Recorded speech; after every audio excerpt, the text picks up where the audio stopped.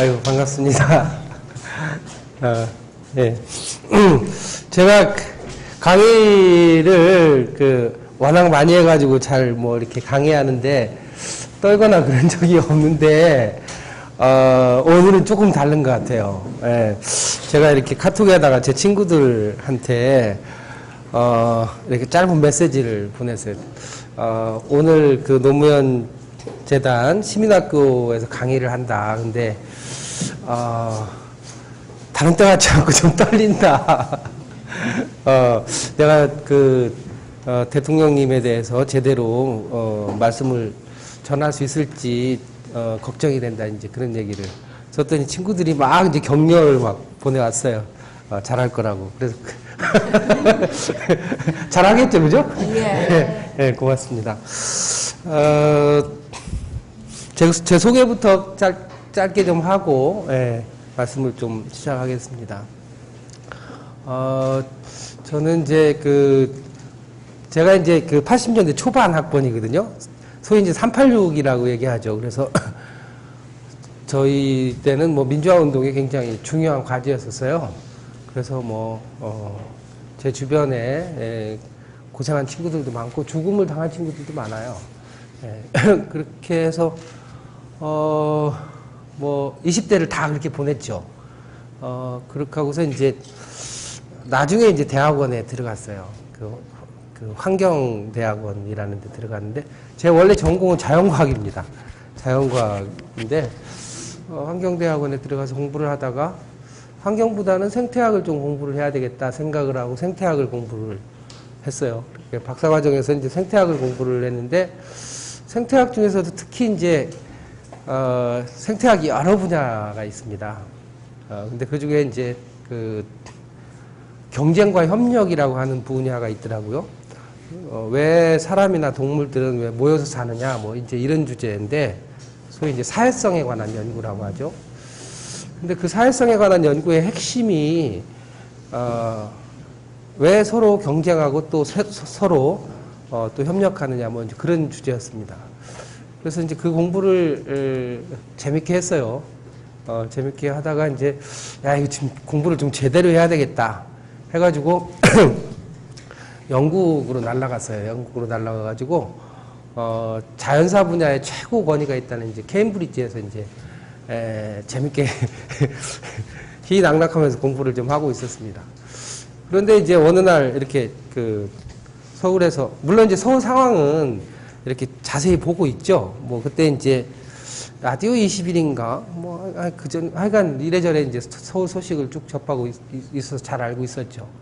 대통령이, 노무현 대통령이 이제, 당선되시고 쭉 일하는 것을 아주 관심 있게 지켜왔었어요.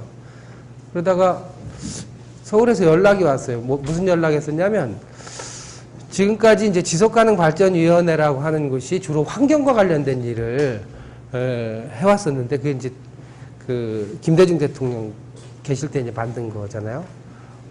그런데 이제 우리 사회 갈등이 너무 많아져서 이 기능을 좀 확대해가지고 갈등 관리를 좀 해야 되겠다. 그런데 이 일을 딱 맡아가지고 할 만한 사람이 별로 없는데 네가 관심 있느냐. 이런 내용이었었어요. 근데 이제 당시에 이제 진짜 갈등이 많았죠. 2003년 초부터 그동안에 이렇게 좀, 잠재되어 있던 갈등이 아주 폭발적으로, 드러나기 시작했어요. 그래서 화물연대 파업도 일어나고, 그 다음에 잘 아시는 것처럼 부안방패장 사태도 일어나고, 그 다음에 천성산 지울스님 사태도 그 전부터 있었는데 아주 굉장히 가파르게 증가하고 있었고, 그 다음에 또 이 서울에서는 사패산 터널 공사 관련해서도 환경단체하고 불교계를 중심으로 굉장히 이제 갈등이 거세게 일어나고 말 그대로 이제 갈등이 만발하는 상황으로 접어들고 있었어요.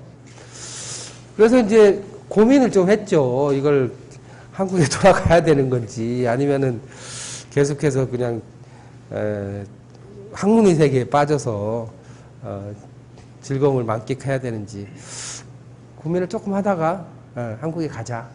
가서 좀 이렇게 거들자 이제 이런 생각으로 왔습니다. 그렇게 해서 이제 지속가능발전위원회에서 전문위원으로 이제 일을 하게 됐어요. 일을 하면서 당시에 이제 2003년 부안 사태를 이제 경험을 쭉 하면서 2004년 초에 대통령께서 이제 지속가능발전위원회에 중요한 3가지 미션을 주십니다.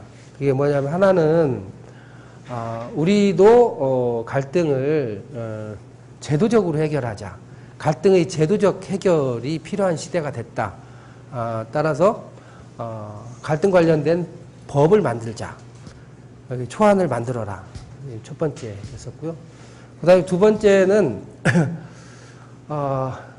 아무리 법을 잘 만들어도 그 법을 실행하는 공무원이나 공공기관이나 더 나아가서는 시민들이 이 갈등을 새롭게 인식하고 문제를 새롭게 풀어갈 줄 아는 역량을 갖추지 않으면 안 된다. 그래서 갈등과 관련된 교육을, 역량 강화를 위한 교육을 우리도 시작하자.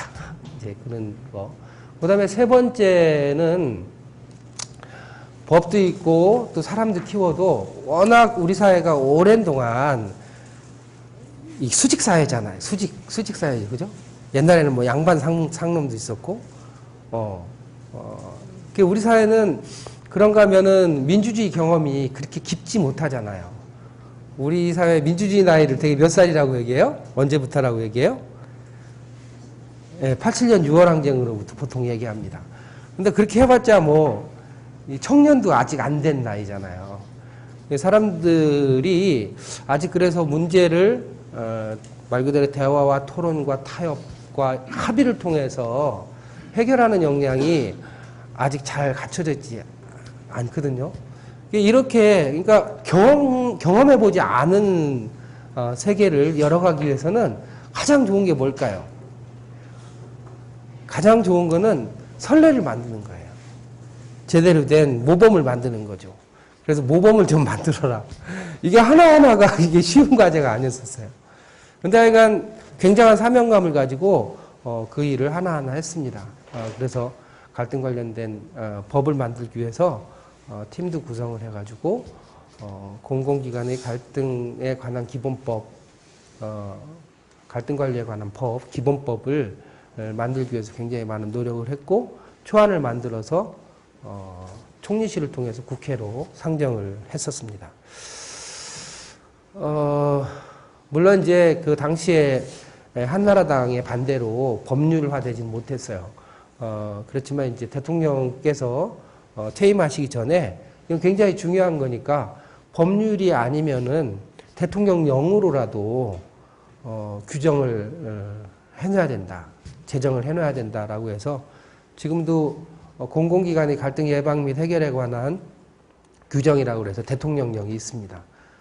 그 법에 의해서 지금 그나마 이렇게 갈등 관리가 조금 되고 있는 상황이다 이렇게 말씀드릴 수가 있죠. 두 번째로 이제 공무원과 공공기관에 관한 굉장히 광범위한 갈등 교육을 시작을 했어요. 그래서 제주도하고 이제 경남을 시작으로 해가지고 공무원 교육, 공공기관 교육을 굉장히 꾸준히 했습니다. 그래서 교재도 만들고 프로그램도 만들고 그래서 그거 가지고 이제 4박 5일 교육도 하고 뭐 이렇게 해가지고 교육을 쭉 진행을 했죠. 그래서 지금은요 모든 공공기관에는 다 갈등 교육이 다 있습니다. 예. 제가 이제 그 중심적인 역할을 한 사람으로서 굉장히 보람을 많이 느끼죠. 지금 이제 시민사회에서도 갈등 교육을 스스로 하는 것도 많이 생겼어요. 이제 문제는 세 번째였었는데, 이게 그 모범을 만드시라고 하시면서 어떤 것이 좋을지를 이렇게 보니까 당시에 이제 가장 이게 치열하게 전개되면서도 규모가 그래도 지역에 한정되어 있는 게 한탄강 댐 건설 관련된 갈등이었었어요. 예를 들면 뭐 이렇게 그 천성산이라든지 뭐 새만금이라든지 이런 거는 초짜가 핸들링하기 너무 어렵잖아요. 너무 오랫동안 지속됐고. 그래서 이제 한탄강 댐 관련된 조정위원회를 구성을 해가지고 조정단을 구성을 해가지고 조정을 위해서 여러 사람이 많이 노력을 했어요. 그런데 이제 조정이 이루어졌다가 반대 측이 다시 합의한 내용을 어기면서 실제로는 조정에 실패한 경험을 하죠. 당시에 이제 왜 실패했는지를 생각하면 시민사회나 우리 공공기관의 문제 해결 역량에도 문제가 있지만 우리 그 일을 추진했던 우리 스스로도 조정을 어떻게 하는 것이 잘하는 건지 그걸 잘 몰랐어요. 네, 잘 몰랐어요. 그러다 보니까 이제 되돌아서 생각해 보면 상당히 좀 이렇게 어설프고 좀 엉성했던 측면이 많죠. 그랬는데 이제 그랬던 것이 엉뚱하게 저기 시화호 오염 사건 아시죠? 시화 지역에서 한 10년 동안 굉장히 큰 갈등이 있었어요. 원래가 거기가 이제 남양만이라는 만에 썼는데 사람들이 이제 땅 욕심 때문에 거기를 이렇게 방조제로 막았어요. 막으니까 이제 안쪽에 한 2천만 평 정도의 땅이 드러났습니다. 그 땅을 이제 개발할 욕심으로 사람들이 이제 방조제를 막았죠. 그런데 뭘 예상을 못했냐면은 그걸 막으면 바다가 호수가 되는 거잖아요, 그죠? 그 호수가 되면서 그 시화호 주변에는 시화 반월공단 안산에 있는 여러 가지 이제 생활 폐기물 이런 것들이 바다로 다 그 호수로 다 들어와가지고 그 호수가 굉장히 오염될 거라는 거를 심각하게 그 예상하지 못했어요.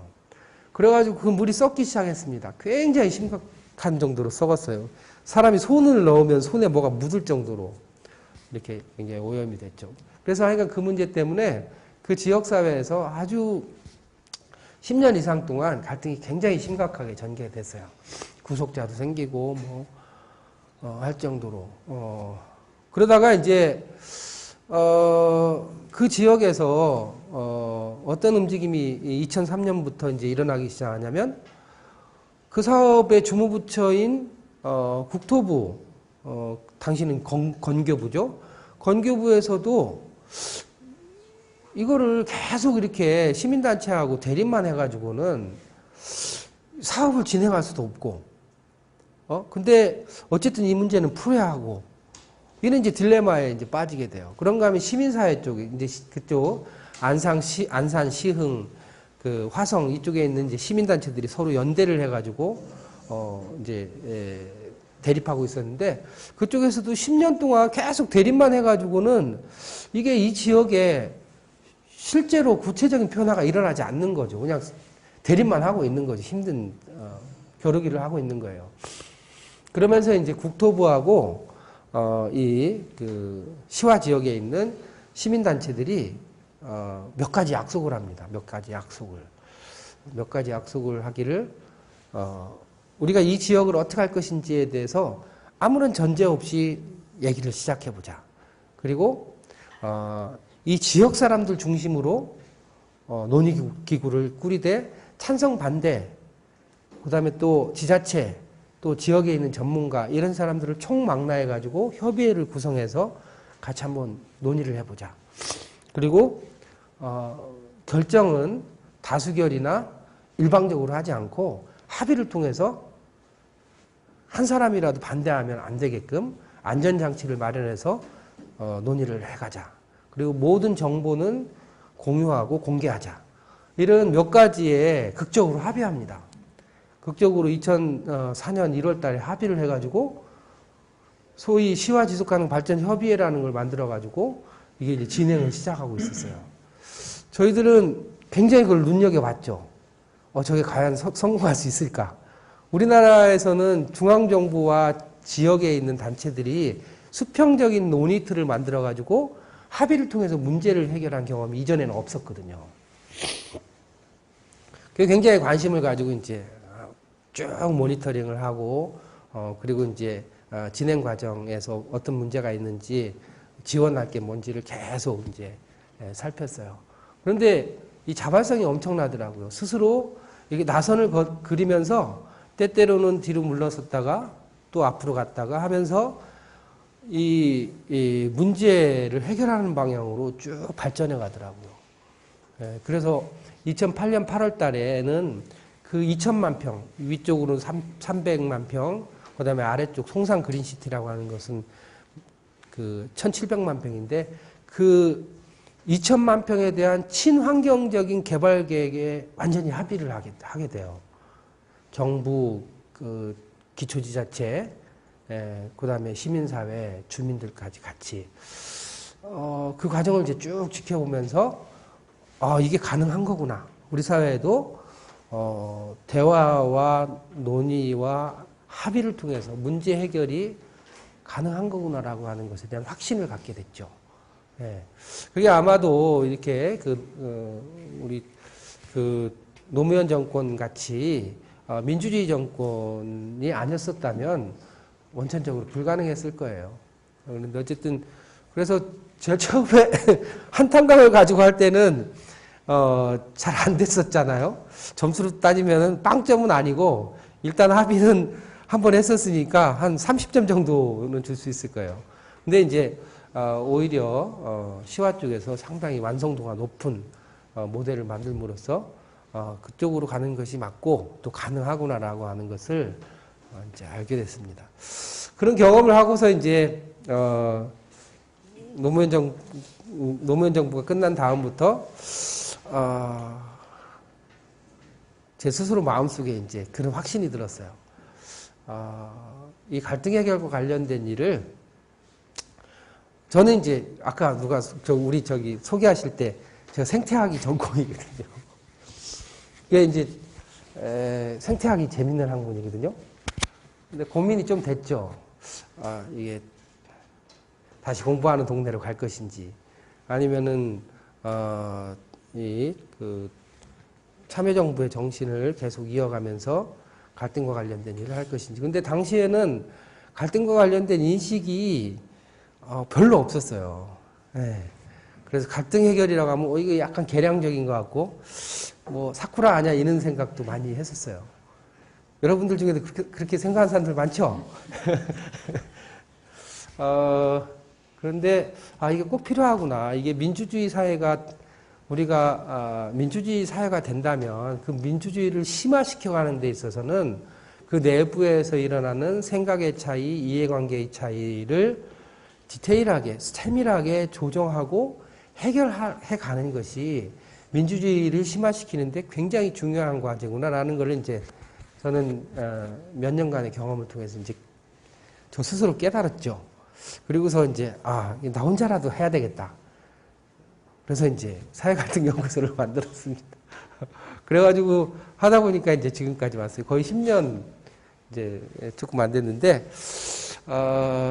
잘했다고 생각해요. 생태학으로 갔으면은 갈등 현장에서 험한 꼴은 별로 안 봤겠죠. 갈등 현장은 항상 험하거든요. 두드러 맞은 적은 없었는데 두드러 맞을 뻔한 적은 여러 번 있었어요.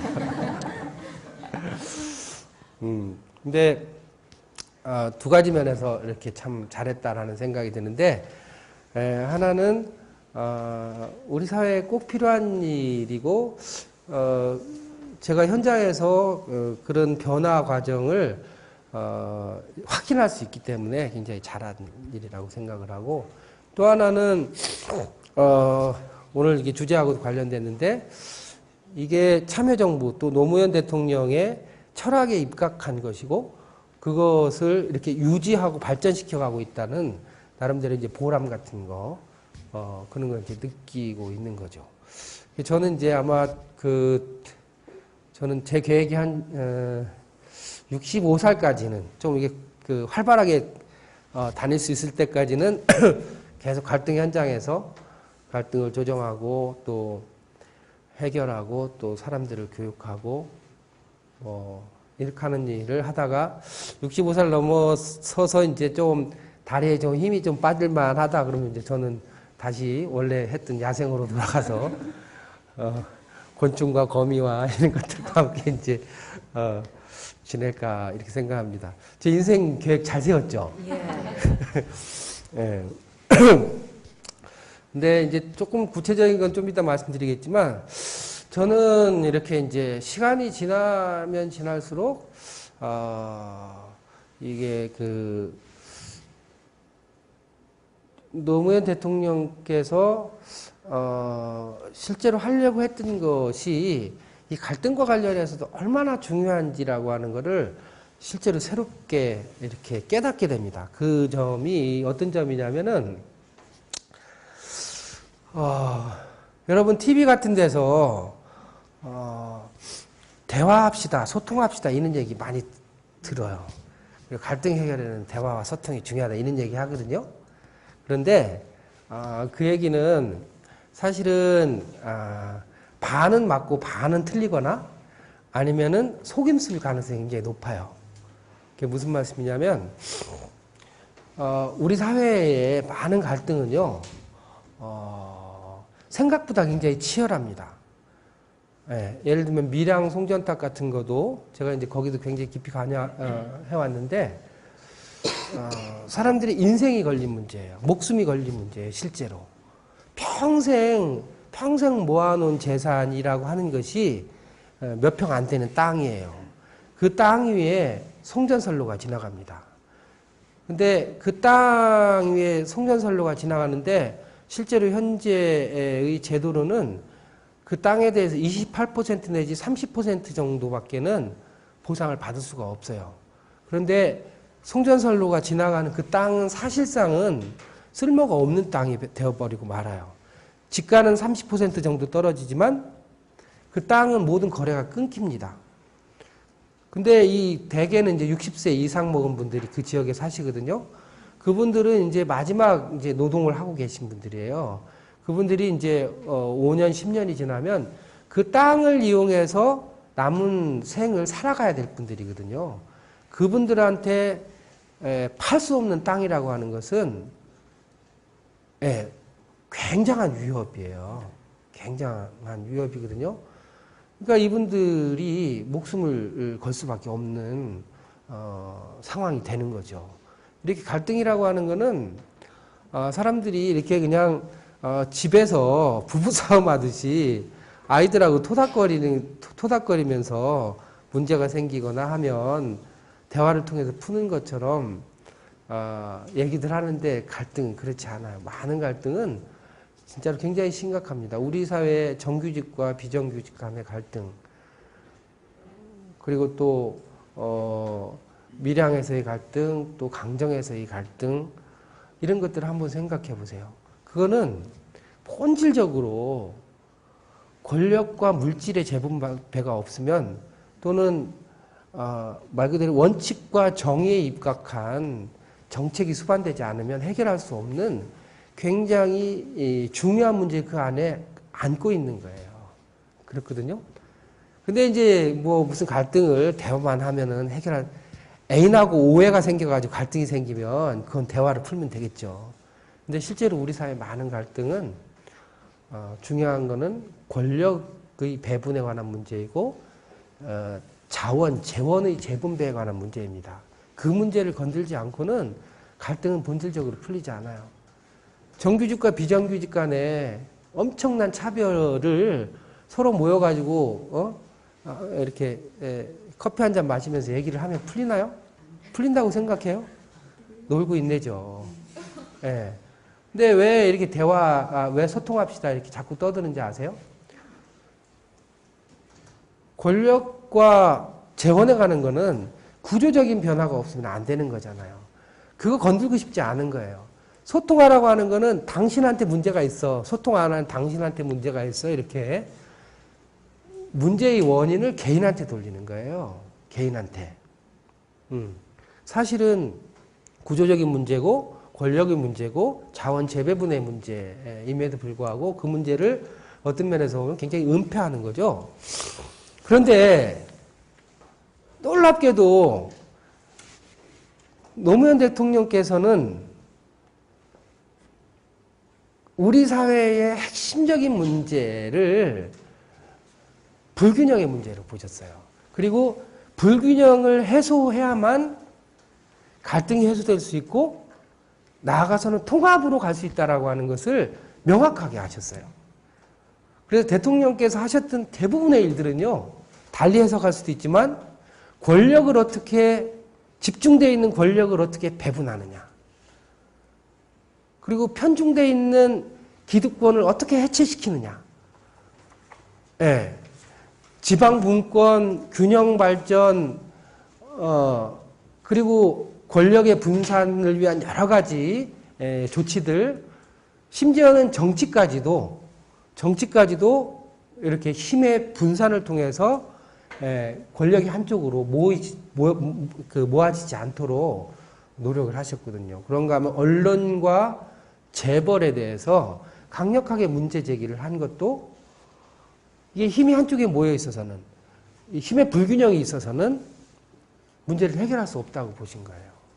그러니까 갈등 해결의 본질을 대통령께서는 진짜로 귀신같이 아셨던 거예요. 네, 귀신같이 아셨던 겁니다. 그리고 그런 권력과 기회와 재원의 재분배를 통해서만, 예, 우리 사회가 갈등을 넘어서 통합의 사회로 갈 수 있다고 보신 겁니다. 저는 대통령 어록을 이렇게 쭉 보면서 이분은 저는 이제 갈등 전문가라고 볼 수 있잖아요. 한 10년 이상 동안 했으면. 근데 이게 갈등 전문가보다도 갈등 전문가는 아니잖아요. 노 대통령. 그죠? 아니잖아요. 변호사잖아요. 근데 하여간 저보다 벌써 굉장히 오래전부터 우리 사회의 문제의 본질을 굉장히 정확하게 꿰뚫고 계셨다라고 하는 것을 보고 굉장히 오히려 제가 많이 배웁니다. 그래서 그것과 관련된 얘기를 조금 차분하게 한번 해보도록 하겠습니다. 지금까지 서론이었어요. 이거 넘기는 것 좀. 네. 그래서 여러분, 여기 노무현은 왜 대화 타협을 정확하게 얘기하면 주창이라고 볼 수 있어요. 왜냐하면 대화 타협이라는 말은 굉장히 많은 사람들이 쓰지만 노무현 대통령께서 말씀하시는 대화 타협은 그 의미가 일반적으로 얘기하는 대화 타협과는 사뭇 다릅니다. 그런 측면에서 저는 주장이 아니라 사실은 주창이라고 해야 되는데 시민학교 프로그램이 저렇게 돼 있어서 예, 노 대통령은 이렇게 싸움꾼이었어요. 예, 지금 6월항쟁 때인 것 같아요. 그리고 이제 불임 사건 이후에 이렇게 고초를 좀 겪으신 적도 있었고, 노동 현장에서 노동자의 권익을 위해서 열심히 노력을 하셨죠. 노무현은 확실히 싸움꾼 했었죠, 그죠? 예. 그런가 하면 이제 국회의원이 돼서도 삼선개헌, 삼당 합당에 지금 반대하는 발언을 하고 계시죠. 그런가 하면 이제 대통령이 되셔가지고는 진짜로 많은 사람들하고 대화를 했어요. 어떻게 보면 노무현 대통령하고 상극, 정반대에 있었던 검사들하고 대화했었죠. 그죠?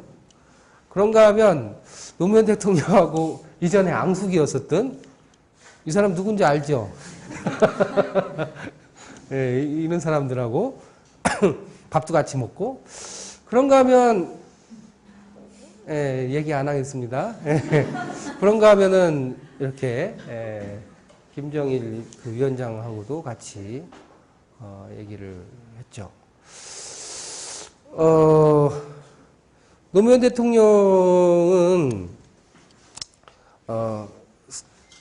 이렇게 변호사 생활을 하다가 우리 사회 현실을 자각하는 계기가 있었어요. 이제 학생들에 대해서 변론을 하시면서 우리 사회의 진실을 점점점 이렇게 깨달아 가시고, 그리고 그것을 이제 변론으로 그치는 것이 아니라 실제로 움직이기 시작하셨죠. 그러면서 이제 말 그대로 싸움꾼이 되신 거예요. 그래서 싸움꾼의 역사가 오래됐습니다. 적어도 1980년부터 대체로 대통령이 되시기 전까지는 주로 싸움꾼의 역할을 더 많이 하신 것 같아요. 근데 이제 그 시기는 크게 두 가지로 나눌 수 있어요. 국회의원이 되기 전에 이제 시민사회에서의 완전한 싸움꾼이 있었고, 88년에 이제 국회의원이 되시잖아요. 그 전까지 거의 한 7, 8년 이상 동안 민주화 운동가로서 투쟁의 시기가 있고, 그런가 하면 이제 국회에 1988년에 이제 처음 들어오셔가지고 그 다음 그 국회에서 국회의원은 아니었었지만 나중에 부총재도 하시고 이제 이런저런 역할을 하시면서 국회 내에 부정과 비리 또 부도덕함과 싸우는, 그런가 하면 또 한 측면으로는 바깥에서 시민단체, 시민운동가로서의 싸우던 모습하고는 다르게 제도 개선을 통해서 또 싸움을 만들어가는 이런, 어떻게 보면은 제도 내에서의 주어진 룰에 기반한 싸우는 과정이 있었죠. 그런가 하면 이제 대통령이 되신 다음에 한편으로는 우리 사회에 검찰이라든지 재벌이라든지 이렇게 언론이라든지 이런 기득권 세력과 끊임없이 대립하면서 또 싸움을 하시죠. 그렇지만 이제 그 싸움은 시민운동을 하셨던 그런 패턴으로 싸우는 건 아니죠, 그죠? 어떻게 보면은 나중에 말씀드린 그 제도적인 혁신을 통해서 또 국가 운영의 틀을 만들면서 이제 싸워가는 이런 과정이었었다고 볼 수 있습니다. 그런가 하면 이제 퇴임 이후에는 그런 이제 기존의 시민운동가나 국회의원이나 대통령이나 이럴 때 그런 싸움의 모습보다는 오히려 우리 사회의 근원적인 잠재력을 어떻게 키울 것인가, 이게 각성된 시민을 어떻게 육성함으로써 민주주의를 보다 더 고도화시킬 것인가 라고 하는 고민을 이제 주로 하시게 되죠. 이제 그런 일련의 이제 과정을 거친다고 볼 수 있는데요. 일단 노무현 대통령께서 이제 대통령이 딱 되셨을 때 이 맞이한 우리 사회 현실을 좀 되돌아볼 필요가 있어요. 대체로 이제 2002년, 2003년은 6월 항쟁으로부터 15년 정도 올라간 시점이었습니다. 그 다음에 97년에 수평적인 정권 교체가 일어난 다음에 한 5년 정도 시간이 흘러간 시점이죠. 그런가 하면 이제 IMF가 일어난 지 한 5년 정도 지나면서 우리 사회에 이제 양극화가 심화되는 이런 상황이었습니다. 그렇지만 여전히 제왕적인 대통령에 대한 기대가 굉장히 높았죠. 그죠? 당시에도 삼김이라는 게 있었잖아요. 그죠? 그래서 그 대통령이 되면요, 국회의장을 이렇게 임명해요. 지금 이해가 잘 안 갈 거예요. 대통령이 되면요, 거의 모든 사람을 다 임명해요. 국회까지도, 완전히 이게 통솔합니다. 당은 물론이고. 당시에 그랬었죠. 그 다음에 1인 지배 정당 구조를 가지고 있었어요. 그래서 죄다 돈 갖다 바치는. 그 다음에 30년 이상 누적된 사회적인 불평등이 있었고, 정치, 언론, 시장 등이 굉장히 이제 그 보수화되어 있었고, 상당히 기득권이, 우리 사회가 이제 오랜 동안 이렇게 사회 발전을 해오면서 소위 말하는 이제 기득권이 형성되기 시작했다, 이렇게 볼 수 있습니다. 그런가 하면 특히 이제 이 시장과 언론이 자기 권력을 갖기 시작했다고 볼 수 있어요. 그 다음에 수도권과 지방의 불균형이 심화되고 지역 분할 정치가 상당히 심화됐었다, 이렇게 볼 수 있죠.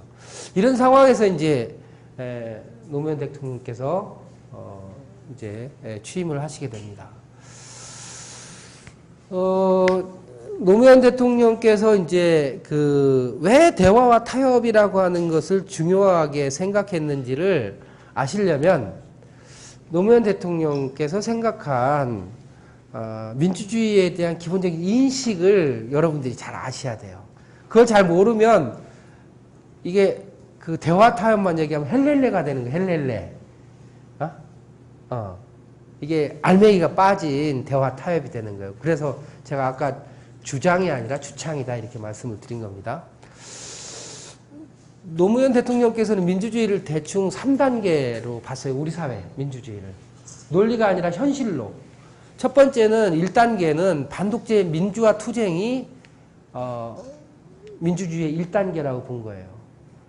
독재와 싸우는 것이 민주주의의 첫 번째 단계다. 민주주의는 대부분 다 독재나 권위주의하고 이 투쟁을 통해서 만들어지기 시작하죠. 어느 나라든지 프랑스도 그랬고 우리나라도 그랬습니다. 이제 이게 87년 6월 항쟁, 97년이 아니라 87년 6월 항쟁 이전까지 시기를 반독재 민주화 투쟁의 시기라고 봤어요. 그리고 스스로도 반독재 투쟁에 앞장섰었죠. 민주화 2단계는 뭐냐면 이제 국가 권력은 이제 독재가 아니죠, 그죠? 그래서 절차적 민주주의, 뭐 형식적 민주주의가 갖춰져 있다 이렇게 얘기합니다. 그럼 그 다음에는 뭘 하느냐? 이 체제를 이게 대갈통은 날라갔어, 독재가. 그런데 이 체질은 언제 만들어졌어요? 여러분 그걸 잘 아셔야 돼. 이 체질은, 이 몸뚱아리는 언제 만들어졌어요? 20년, 30년 전에 만들어졌어요. 적어도 우리 사회 같으면 1960년대부터 이게 관료사회가 만들어지고, 그 기득권이 형성되기 시작했어요. 재벌 기득권도 그 사이에서 형성되고, 언론 기득권도 그 사이에서 형성되고, 제반 각가지의 사회적인 기득권이 그 안에서 똑같이 자라온 거예요. 그래서 이 사회가, 전두환 노태우는 사라졌지만 우리 사회를 이렇게 구성하고 있는 이 골조, 그리고 그 안에 서 움직이는 사람들은 아주 구태의연한 사람들이고 구태의연한 구조였었던 거죠. 따라서 이 틀을 바꾸지 않으면 민주주의가 더 이상 크기 굉장히 어렵죠. 이해 가시죠? 그래서 대통령께서는 투명하고 공정한 사회를 구축하고, 특히 우리 사회 같은 경우에는 지역 분할 정치, 한쪽 지역을 고립시킴으로써 계속 정권을 창출해가는, 기득권자들이 정권을 창출해가는 이런 지역 분할 구도를 깨야만 우리 사회가 그 다음 사회로 갈 수 있다, 이렇게 보신 거예요. 그래서 이 2단계의 과제를 참여정부의 핵심적인 과제로 보셨습니다. 이렇게 이제 2단계가 만들어지고 난 다음에야, 그러면 이제 독재자도 없어지고 사회도 누가 기득권에 의해서 일방적으로 휘둘리는 사회가 아니라 상당히 시스템에 의해서 공정하게 이루어지고, 문제가 말 그대로 제대로 풀릴 수 있는 기본적인 원칙과 신뢰가 형성된 사회가 되면은, 그런 사회에서는 대화와 타협을 통해서 문제를 해결하는 과제가 우리한테 남겨져 있다, 이렇게 보신 거예요. 그래서 그게 성숙한 민주주의고, 그게 노무현 대통령께서 말하는 민주주의의 세 번째 단계이면서 과제인 거예요. 아시겠죠? 예. 그래서 이게 이 3단계로 가기 위해서 참여정부는 그런 기반, 제3단계로 가기 위한 기반을 만들려고 하셨던 거예요. 그런 기반. 그래서 이게 그 노무현 참여정부를 시스템 정부라고 얘기하잖아요. 시스템 정부라고 얘기해요. 진짜로 보고서를 많이 냈어요. 우리 대통령위원회가 그때 뭐 8개인가 몇 개 했었는데, 보고서가 한 달에 하나씩 나와요. 한 달에 하나씩. 아마 이명박 정부에서는 1년에 하나씩 나왔을 거야. 한 달에 하나씩 나와요. 근데 그럼 뭐 위원회에서만 나오는 보고서만 해도 이만하잖아요. 그럼 이제 저희들이 이제 이렇게 뭐 하여간 토론회도 하고 뭐 해가지고 보고서를 만들어서 청와대로 제출을 해요. 그러면 진짜로 놀랍게요, 대통령께서 그걸 다 읽으세요. 읽었는지를 어떻게 하냐면 거기다 이렇게 줄을 치시고 거기다 토를 다세요. 네, 토를 달아가지고 다시 보내요. 저는 그 능력이 놀랍더라고요, 다른 것보다. 맨날 이렇게 쌓이는데 그걸 읽으세요. 읽으시고 거기다가 이렇게 자신의 의견을 적어가지고 주세요. 이분은 잠을 안 주무시는 건가, 뭐 지금. 네, 참 대단하신 열정을 가지신 분입니다. 어쨌든 참여정부는 그래서 끊임없이 이 틀을 만들려고 노력하셨어요. 왜 틀을 만들려고 했냐면 대통령은 바뀔 수 있죠. 그죠? 관료는 바뀔 수 있잖아요. 근데 틀을 만들어 놓으면 이게 뭐 무슨 그 대못을 박는다는 표현을 스스로도 하셨는데, 대못을 박아 놓으면 이게 반동으로 가지 못할 거라고 생각하신 거예요. 반동으로.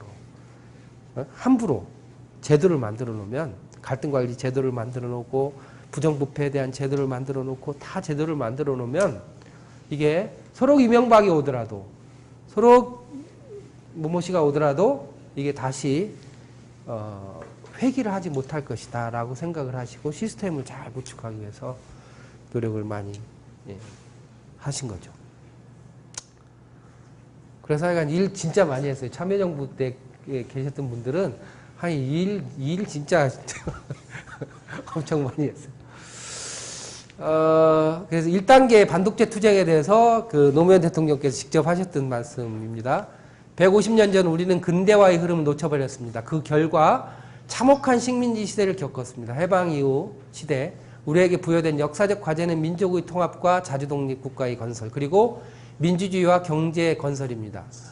경제의 건설은 일찍 시작하였으나 민주주의는 여러 차례 좌절을 하고 독재에 짓밟혔습니다. 독재 시대의 과제는 반독재 투쟁이었습니다. 이 대통령께서 직접 하신 말씀이세요. 2단계에는 뭐라고 하셨냐면 1987년 6월 항쟁으로 우리 국민들은 독재 정권을 무너뜨렸습니다. 6월 항쟁 이후 시대의 과제는 독재 체제에서 구축된 특권과 반칙, 부정과 부패의 유착 구조를 해체하고 권위주의 문화를 청산하고 투명하고 공정한 사회를 만드는 것입니다.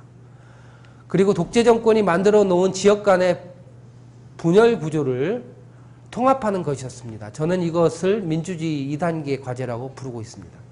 이게 제가 2단계라고 부른 게 아니에요. 대통령께서. 이 명확해졌죠? 이 생각이, 그죠? 그 다음에 이제, 그 다음 시대의 과제는 관용의 정신을 바탕으로 하는 대화 타협의 민주주의로 가는 겁니다. 정책을 중심으로 토론과 타협이 일상화되고, 연합정부가 자연스럽게 받아들여지는 수준의 민주주의를 하는 것입니다. 대통령께서는 이런 민주주의를 원하셨던 거예요. 이런 민주주의 사회로 가기를 바라신 거고, 이것을 목적으로 설정하고 그 목적을 달성하기 위해서 참여정부가 해야 될 것이 무엇인지를 생각하신 분이세요. 다른 대통령하고 다르죠.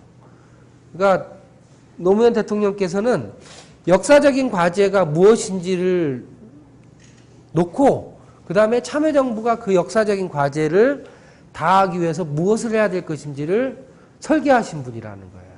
다른 사람들은 보통 거꾸로 하죠. 그죠? 그러니까 역사적인 의미를 항상 가장 마음속에 두셨다 이렇게 볼 수 있습니다.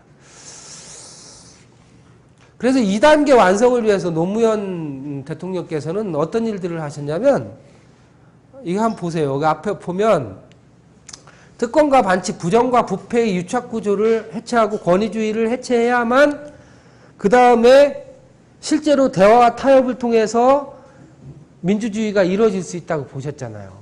쓰레기를 치워야지 그 깨끗한 털을 가지고 거기서 우리 아이들이 마음껏 뛰놀 수 있잖아요. 이 쓰레기를 치워야 된단 말이야. 네? 왕쓰레기는 하나 치웠어. 근데 쓰레기가 아직 많이 남아있어요. 이 쓰레기를 치우는 일을 참여정부가 해야 된다고 생각을 하신 거죠. 그래서 정경유착 뿌리를 끊는 대선자금 수사라든지 국민에 의한 봉사기관으로서의 권력기관, 언론특검과 횡포를 막기 위한 노력. 우리가 다 경험한 거죠. 그 다음에 권력형 비리가 없는 투명한 사회건설. 이런 것을 참여정부는 굉장히 심혈을 기울여서 했습니다. 그런데 이것을 한 것은 그 이후에 우리가 만들 제대로 된 성숙한 민주주의를 위해서 불가피하다고 보신 거죠. 필요하다고 보신 거죠. 노무현 대통령께서 꿈꾸던 세상은 이런 거인 것 같습니다. 이것도 정리는 제가 했지만 이 말씀은 다 대통령께서 하셨어요. 대화 타협에 의한 민주주의 정치. 그 다음에 보수와 진보가 공존하는 사회. 그 다음에 정책에 의한 경쟁과 논쟁이 생산적으로 이루어지는 사회. 이견과 대립을 대화 타협을 통해 해결하는 사회를 대통령께서는 꿈꾸셨어요. 예. 특히 이제 보수와 진보가 공존하는 사회를 굉장히 이렇게 바라셨어요. 그 대통령께서는. 보수가 권력을 한번 잡고 그거를 장기 집권하겠다 이런 생각을 하신 게 아니고, 예? 예. 영구 집권 프로그램을 만들고 뭐 이렇게 안 하고요. 제대로 된 민주주의는 노무현 대통령은 스스로 진보주의자라고 생각하시고 말씀하셨어요. 그런데 제대로 된 정치는 보수와 진보가 서로 경합하는, 그러면서 그 경합이 파행으로 가는 것이 아니라 그 경합을 통해서 내용이 심화되고, 그리고 그 속에서 보다 더 국민을 위한 합리적인 생각이 생산되는, 그리고 또 그것을 국민에 의해서 심판받는 이런 사회를 원하셨어요. 그런데 이제 재밌는 게요. 우리가 이렇게 봅시다. 키 작은 아이가 먼 곳을 보기 위해서는 키 큰 사람이 먼 곳을 보기 위해서 놓아야 되는 받침돌보다 높아야 되겠죠. 그죠? 키 작은 아이한테는 더 높은 그 의자를 그 책상을 줘야지 그 비슷한 높이로 멀리 볼 거 아니에요. 그죠? 이해가시죠? 그것처럼 우리 사회는 너무나 오랜 동안 보수 정권에 의해서 유지돼 왔어요. 그리고 그것이 강화돼 왔잖아요. 보수라고 얘기하기도 어려울 정도로 굉장히 보수 쪽이 강해요. 반면에 진보 쪽은 이제 그 유월항쟁을 통해서 겨우 이렇게 세력을 형성해가는 과정에 있었다고 볼 수 있어요. 뭐 말하자면 민주노동당에서 얻은 10표 정도가 맥시멈이라고 볼 수 있었어요. 당시 상황으로는. 따라서 이게 진보와 보수가 경쟁을 하려면 어디를 키워줘야 되겠어요? 진보 쪽을 키워야죠. 진보 쪽을 많이 키워야 된다고 생각하셨어요. 많이 키워야지 이 보수와 경합할 수 있다고 생각했어요. 생산적으로 경합할 수 있다고 생각했어요. 그 생각이 굉장히 훌륭하신 생각입니다. 예. 우리가 이제 저도 갈등 현장에서 보면 갈등이 힘 센 사람하고 힘 약한 사람을 서로 이렇게 섞어가지고 중간으로 버무려 놓는 걸까요? 갈등 조정이 그런 거라고 생각하세요? 아니에요. 갈등 조정은 힘 센 사람과 힘이 약한 사람이 있으면, 정보가 많은 사람과 정보가 부족한 사람이 있으면, 돈이 많은 사람과 돈이 부족한 사람이 있으면요, 최대한 이것에 균형을 맞춰주기 위해서 노력을 해야 돼요. 먼저. 네. 그래서 정보가 적은 사람한테 오히려 정보를 더 많이 줘야 되고, 그 다음에 세력이 약한 사람한테는 세력을 잘 규합하도록 노력을 해줘야 되고, 이렇게 소위 엠파워먼트라고 하죠. 힘을 불어넣어서 이 힘의 균형이 어느 정도 이루어진 상태에서 타협이 이루어질 수 있고 문제 해결이 이루어질 수 있어요. 여러분, 힘의 불균형이 있는 상황에서는 타협이 이루어질 수 있을까요? 이루어지기 어려워요. 힘센 사람이요, 힘 적은 사람을 먹으려고 해요. 자기 생각을 강요하려고 하죠. 그게 보통 인지상정이잖아요. 그죠? 힘이 센 쪽에서는 힘 약한 쪽을 자기 힘을 이용해가지고 제압하려고 그래요. 일반적으로. 특히 이게요, 개인 문제가 아니라 사회 집단일 때는 더 그렇습니다. 그런데 어떤 경우에 타협이 이루어지고 어떤 경우에 실제로 대화가 이루어지냐면, 힘의 불균형이 굉장히 현격한 상태에서 이루어지는 게 아니라 힘이 비슷해졌어. 그래서 맞짱 뜨면은 서로 치명상을 입을 수밖에 없는 상황이 돼. 그걸 안단 말이야, 서로. 그런 상황에서는, 야, 우리 서로 싸워봤자 둘 다 엄청나게 피해를 입으니까 말로 하자. 얘기하자. 이렇게 하면서 그 문제가 해결되는 거야. 타협책을 찾는 거야. 내가 요만큼 양보할 테니까 너도 요만큼 양보하고, 이렇게 해서 문제를 풀어보자. 힘의 균형이 그래서 대단히 중요합니다. 힘의 균형이 없는 상태에서는요, 대화나 합의나 타협이라고 하는 것은요, 이루어지기가 실제로 어려워요. 근데 그 힘의 균형이라고 하는 것이 쉽게 이루어지지가 않아. 항상 사회는요, 누군가는 힘을 더 많이 갖고 있고, 누군가는 권력을 더 많이 갖고 있고, 어떤 집단인가는 재력을 더 많이 갖고 있단 말이에요. 그래서 그 집단에 의해서 일방적으로 문제가 해결되는 경우가 훨씬 더 많아요. 그렇죠? 우리가 한번 생각해 보세요. 골목 상권 같은 거 생각을 해보자고요. 우리 일반인들의 생각으로 오면 왜 삼성에서 조수 떡볶이를 팔어? 그거 이해가 안 가잖아요. 이해 가세요? 상식으로 이해 가요, 안 가요? 죽일 놈이지. 어? 사람으로 치면은. 근데 그런 일을 한다고 조직에서는 일어나요. 그러면 그걸 막으려면 어떻게 해야 되겠어요? 이쪽에 힘이 커져야 되죠. 노무현 대통령께서는 그걸 정확하게 하셨어요. 그래서 힘의 불균형을 깨는 것이, 힘의 균형 속에서 대화와 타협이 일어난다라고 하는 것을 대통령께서는 정확하게 하셨어요. 힘의 균형을 일으키는 방법에는 이런 게 있습니다. 좀 전에 말씀드린 것처럼 힘이 약한 쪽한테 힘을 줘가지고 불어 넣어줘가지고 말 그대로 임파워먼트 해가지고 이쪽을 키우는 방법도 있죠. 키우는 방법 있잖아요. 그래서 노무현 대통령께서 마지막까지 시민들의 역량, 만큼 민주주의는 이루어진다라고 하신 말씀도 우리가 갖고 있는 원천적인 힘을 키워야 된다라는 말씀이세요. 그게 미천이야, 미천. 장사로 치면. 그런가 하면 또 어떤 방법이 있을까요?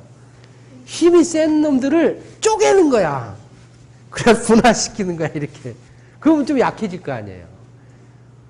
참여정부 때 노무현 대통령이 심혈을 기울여서 시장 권력에 대해서 또 언론 권력에 대해서 기득권 세력에 대해서 끊임없이 견제하고 하려고 했던 거는 이 힘을 쪼개려고 하는 거예요. 이 힘이 쪼개지지 않고는 이 불균형이 해소가 될 수가 없고, 불균형이 해소되지 않으면 제대로 된 문제 해결은 이루어지기 어렵다고 보신 거죠. 이해 가시죠?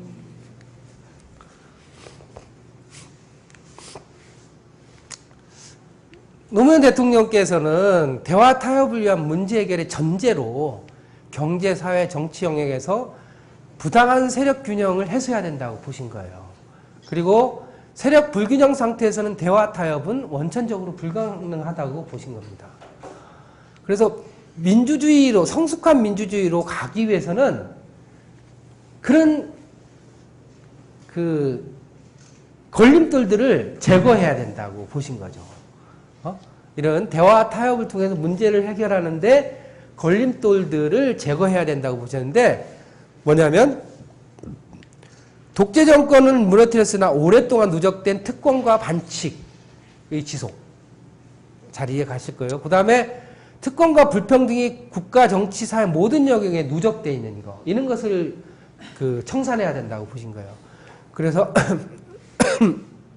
이런 상황에서는 공정한 게임이나 대화 타협을 위한 문제 해결이 어렵다, 이렇게 보시고 이런 걸림돌들을 제거하는 것이 대통령과 참여정부의 과제라고 보신 겁니다. 네. 그래서 이제 그런 퇴임 전에 참여정부에서는 세력 균형을 이루기 위한 기반을 조성하기 위해서 노력을 하셨어요.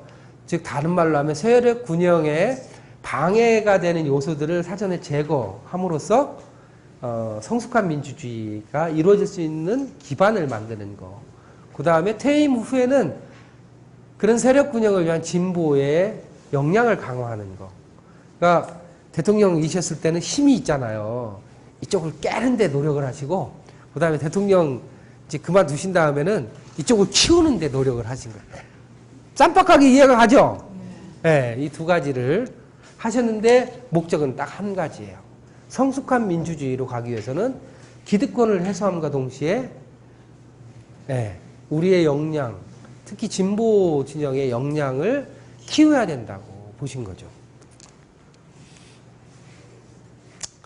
대통령께서는 이제 조금 구체적으로 얘기하면은 이런 민주주의를 제대로 만들어가기 위해서는 국가 차원이나 정치 차원이나 시민사회, 여기서 말하는 건 이제 우리가 말하는 시민사회를 포함해서 시장, 언론까지를 다 얘기하는 건데, 이런 모든 영역에서 원칙을 바로 세워야 된다고 보셨어요. 원칙. 그래서 노무현 대통령을 이해하는 정치인으로서, 대통령으로서의 대통령으로서의 노무현을 이해하는 첫 번째 단어가 뭐냐면 원칙이에요. 원칙입니다. 그 원칙으로부터 모든 것은 출발한다고 볼 수 있습니다. 이 원칙을 다른 말로 하면 특권과 반칙이 청산되는 상태를 노무현 대통령께서는 원칙이라고 보신 거예요. 이해 가시죠? 원칙, 노무현 대통령이 원칙이라고 말씀하시는 것은 그 이전까지 누적되어 온 특권과 반칙, 부패 이런 것들에 의해서 사회가 비틀어져 있고 그 다음에 기득권이 형성되어 있고 이러면서 민주적인 논의와 대화가 불가능해진 이런 상태, 민주주의를 고도로 실현하기에 굉장히 어려운 상태를 해결하자면 우선 원칙을 바로 세우는 것이 첫 번째 과제라고 보신 거예요. 그래서 원칙과 신뢰, 원칙과 통합, 원칙과 상식을 가장 기본적인 철학적인 틀로 놓고 정치를 하셨다 이렇게 볼 수 있습니다. 그런가 하면 이제 노 대통령께서는 그런 자신의 철학을 자신의 사상을 실현해가는 방식이 굉장히 독특해요. 노무현 대통령을 잘 이해하시려면요. 아까 말씀드린 노무현 대통령이 말씀하셨던 원칙이 뭔지도 이해함과 동시에 그 방식으로서 선택한 혁신이라고 하는 것을 잘 이해하실 필요가 있어요. 오늘 다 제가 말씀드리지는 못하지만 노무현 대통령께서 혁신이라는 말을 굉장히 많이 하셨잖아요. 혁신 노이로제라는 말이 있을 정도였었어요. 맨날 모든 걸 혁신 하셔가지고. 근데 저 이노베이션, 혁신이라고 하는 거는 개혁하고는 다른 거예요. 어떻게 다르냐면요. 개혁은 김영삼 대통령도 얘기하시고 김대중 대통령도 개혁을 말씀을 하셨어요. 심지어는 노태우 대통령도 했었어요. 근데 노무현 대통령께서 말씀하시는 혁신은요. 그 이전 대통령들이 말하는 개혁하고는 많이 달라요. 개혁은 힘이 있는 사람이 그 힘을 이용해서 자신의 의도를 관철을 해가는 상향식이면서도 자기 주도적인 방식의 변화를 개혁이라고 얘기합니다. 맞죠? 근데 혁신은 노무현 대통령께서 한 혁신은 그런 게 아니에요. 어떻게 하냐면 스스로 권력을 놓음으로써, 다시 말하면 관계를 정상적으로 재정립함으로써 상대를 해방시키는 방식인 거예요. 이게 참 골 때리는 방식이에요. 국정원을, 그 이전 대통령들은 국정원을 이용해서 자기 권력을 이렇게 행사하는 데 사용했잖아요. 국정원을 제자리로 돌려야 돼요. 국정원이 제대로 제 역할을 하게끔 하려면 그 이전에 개혁적인 정치들은, 개혁은 한다는 사람들은 자기 입맛에 맞는 사람 거기다 집어넣고 그 방식대로 밀고 나가는 거였었죠. 근데 노무현 대통령께서 선택한 방법은 그런 방법이 아니라 국정원하고 관계를 완전히 이전하고는 다르게 국정원을 이용하지 않는, 국정원이 자기 역할을 스스로 찾아서 할 수 있도록 오히려 자율성을 부여하고 자기 과제를 스스로 해결할 수 있는 기회를 제공하는 방식으로 하셨어요. 이게 굉장히 다른 점이에요. 노무현 대통령은 사람의 자율성을 굉장히 존중한 사람이라고 얘기합니다. 그 측근들의 말씀에 의하면은 가르치라거나 일방적으로 하는 방식보다는 그 사람이 갖고 있는 원천적인 힘, 자율성, 창의성을 굉장히 존중했대요. 같이 일하시는 분. 똑같은 방식으로 검찰도 그렇고 경찰도 그렇고 심지어는 국회까지도 자율권을 부여했다는 거예요. 자기 스스로, 그렇지 않으면은요, 그 이전 대통령처럼 이 사람들은 한번 잘 생각해 보세요. 이 사람들은 기본적인 속성이 어떻게 되어 있냐면, 대통령한테 대통령 입맛에 맞게끔 움직여야지라고 하는 생각을 하고 있죠. 권력이 바뀌면 그 권력에만 따라가는 거예요, 이렇게. 그렇죠? 그런 방식으로는 국민을 위한 국정원이 될 수 있겠어요? 국민을 위한 검찰이 안 된다고. 저 위만 바라보고 딸랑딸랑 하는 권력기관은요, 절대로 국민을 위해서 봉사하는 기관이 될 수 없죠. 그럼 그 기관이 어떻게 해야 되느냐? 국민에 의해서 평가받는 기관이 돼야 되는 거죠. 본질적으로. 그러려면 대통령과의 사슬을 끊어야 된다고 보신 거예요. 네가 스스로 해가. 네가 국민들로부터 사랑받는 권력기관이 돼. 그래서 대통령께서는 스스로 권력을 끊으셨어요. 이게 굉장한 정도의 내공이 있지 않고는 어렵잖아요. 여러분 연애도 그런 식으로 하면 잘 될 것 같아. 연애도 치분덕거리면 엄청 싫죠? 남편한테도 안 치근덕거려요. 네? 남편에게도 안 치근덕거린다고. 그게 멋있는 사람이야. 서로 독립적이어야 된다고 얘기하잖아요. 자기 영역을. 그죠? 그리고 그 사람이 한 사람의 주체라고 인정을 해야만 이게 서로 상승하는 남녀 관계가 된다는 거 아니에요. 저도 그렇게 왔는지 뭐 잘 모르겠지만 어쨌든 노력은 했습니다. 그런데 그게 어렵잖아요. 끊임없는 자기 긴장을 해야 되잖아요. 자기 권력을, 상대를 향했던 자기 권력의 잠재력을 포기해야 되잖아요. 그런가 하면 자기 스스로도 권력을 이용해서 뭔가를 하지 않아야 되잖아요. 그렇죠? 그게 굉장히 어려운 거라고. 근데 노무현 대통령께서 택한 방식이라고 하는 것은 혁신이라고 하는 것의 본질은 관계를 정상화시킴으로써 그 조직이나 기관이 갖고 있는 내재적인 힘을 통해서 변화하도록 한 거예요. 그리고 그거에 대한 평가는 대통령이 아니라 권력자가 아니라 국민이 평가하게끔 만들어 놔야 된다라고 대통령께서는 보신 겁니다. 그냥 방치해 놓은 게 아니에요. 너네들 스스로 존재하려면, 너네들 스스로 의미를 가지려면 결국은 대통령인 나로부터가 아니라 국민들로부터 그 존재를 인정받는 그런 기관이 돼야 된다고 보는 거죠. 지금 국정원 같은 경우에는 어때요? 국민들은 죄다 저거 필요 없다고 얘기해. 국민들로서는 필요 없잖아요. 그죠? 기능을 다르게 하지 않는 한은 필요 없잖아요. 저거는 딸랑이를 위해서, 누군가를 위해서 존재하는 거지. 어떤 면에서 보면. 이건 이제 내일 이제 뭐 국가보안법으로 집어넣겠다는 얘기 안 하나 모르겠다.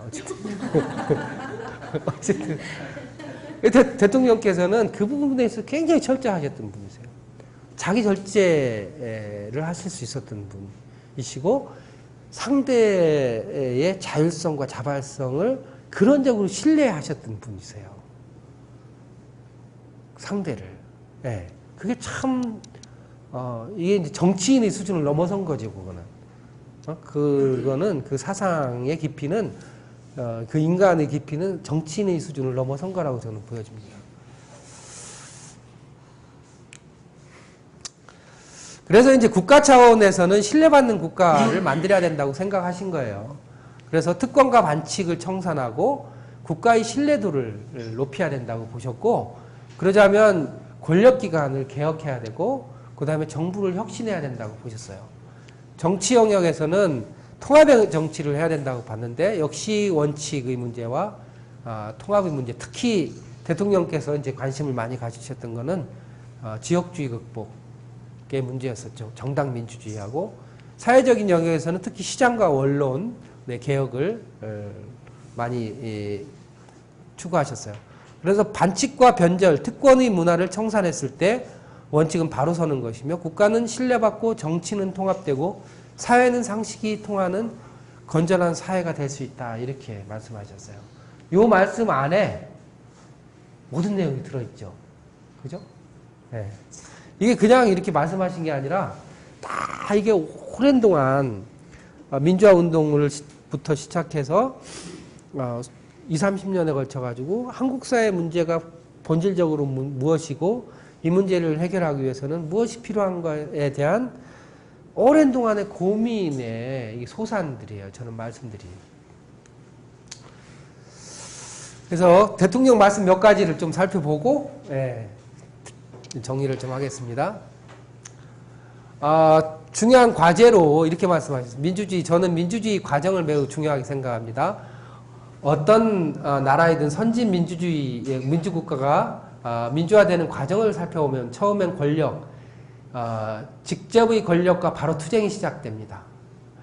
직접의 권력이 독재 또는 전제의 권력이 무너지고 나면 과거의 체제 속에서 이거는 이제 독재 정권 얘기하는 거예요. 체제 속에서 남아있던 특권과 유착의 구조를 해체하는 과정에서 끊임없이 투쟁이 또 벌어집니다. 이 단계 중에서 참여정부는 아마 소위 특권과 유착의 반칙의 구조 또는 부패의 구조를 정리청산하는 과정을 거의 완결해가는 단계에 있다고 보시면 됩니다. 권위주의도 그 속에서 거의 마무리되어 가는 것 같고 당시 그와 같은 경험은 돌아오지 않을 것이다. 이게 이제 대통령께서 이제 그 대통령 거의 이제 2007년 말에 말씀을 하시는 겁니다. 그 참여정부에서 했던 일들에 대해서 이제 정리를 하시면서 그래서 이제 국가 차원에서는 권력기관을 개혁하고 정부 혁신을 함으로써 국민들로부터 신뢰를 받는 정부가 돼야 된다 이렇게 보시고 특히 이제 정부 차원에서는 국민에 봉사하는 기구, 부패 없는 사회, 뭐 봉사하는 행정, 지방 분권과 국가 균형 발전, 참여와 통합의 정치 개혁 뭐 이런 것들을 중요시 여기셨어요. 그 다음에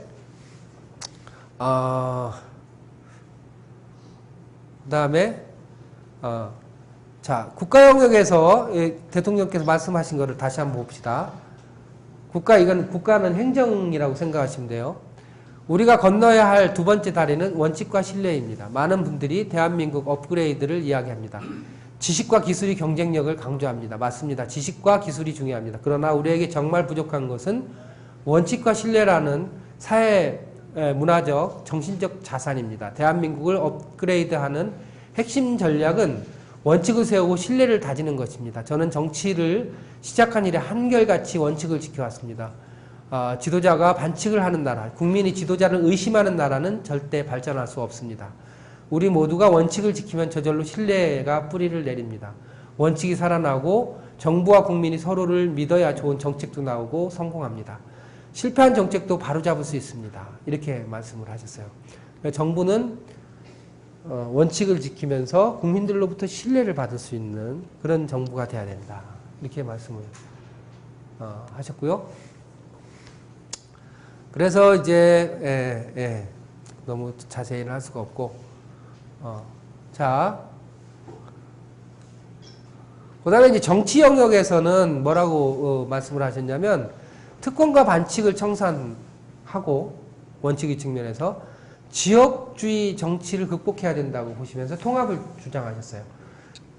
노무현 대통령께서는 지금은 이제 통합을 예를 들면 세대 간 통합도 생각해 볼 수 있고 정규직과 비정규직의 통합을 생각해 볼 수도 있고 뭐 여러 차원의 지역 통합을 얘기할 수도 있는데 노무현 대통령께서는 그 가운데 우리 사회를 규정하는 가장 큰 분열을 당시로서는 지역 분열이라고 봤어요. 그래서 지역 분열을 극복하는 것이 통합으로 나아가는 데 있어서 굉장히 중요한 과제라고 보셨죠. 그래서 지역주의와의 싸움과 기회주의와의 싸움, 이것이 정치를 하는 동안 저에게 주어진 두 개의 큰 싸움입니다. 그래서 저는 원칙과 통합이라는 말을 계속하면서 대통령 선거를 치른 것입니다. 저는 원칙에는 매우 까다롭게 매달리지만 통합을 위해서라면 어떤 다른 가치도 희생할 수 있는 정치를 해왔습니다. 3당 합당 당시 받은 충격의 연장선상에 있는 것입니다. 3당 합당이라는 것은 이름은 합당이지만 그 내용은 국가적 분열이고 민주세력의 분열입니다. 어느 나라를 막론하고 분열주의는 국가와 사회 그리고 미래에 가장 나쁜 영향을 미칩니다. 결국 저의 정치는 지금까지 분열주의와의 투쟁 또는 기회주의와의 투쟁 이 두 가지로 정리할 수 있습니다. 설명 안 드려도 잘 아시겠죠?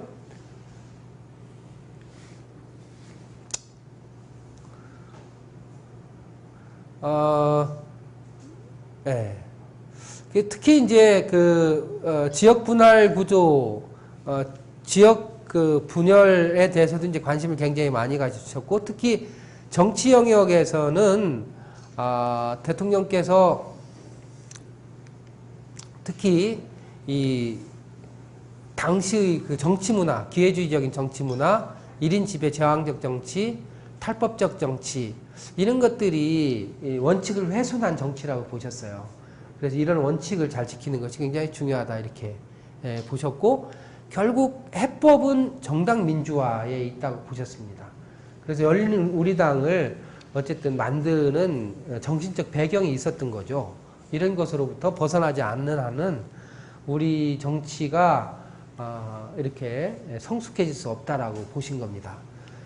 그래서 결국은 이제 정당 민주화를 통해서 이루고자 했던 것은 당원들에게 권력을 당원들이 갖는, 그러니까 국가의 권력이 국가의 권력을 국민한테 주는 것처럼 당의 권력을 당원한테 주는, 당원이 갖는 그런 정당이 돼야 된다고 보신 거죠. 그래서 당원과 국민에게 의사결정권을 돌려준다. 소위 당권을 돌려준다는 것이 지금 정치개혁의 핵심이다.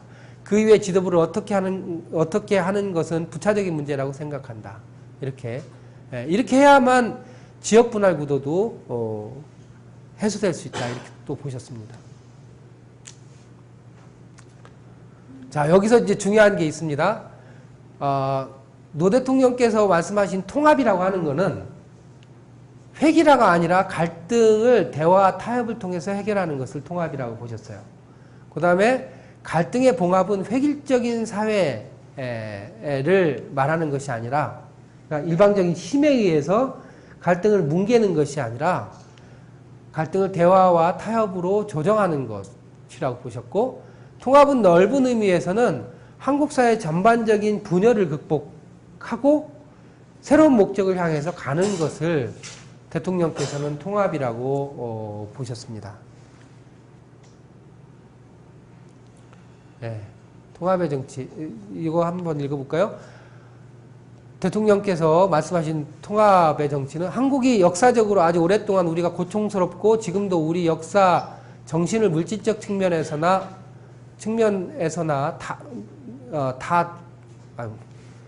측면에서 발목을 잡고 있는 요소가 무엇냐고 했을 때 분열입니다. 통합해야 합니다. 통합이 뭐냐? 일색으로 하나로 획일적으로 합치는 것은 통합이 아닙니다.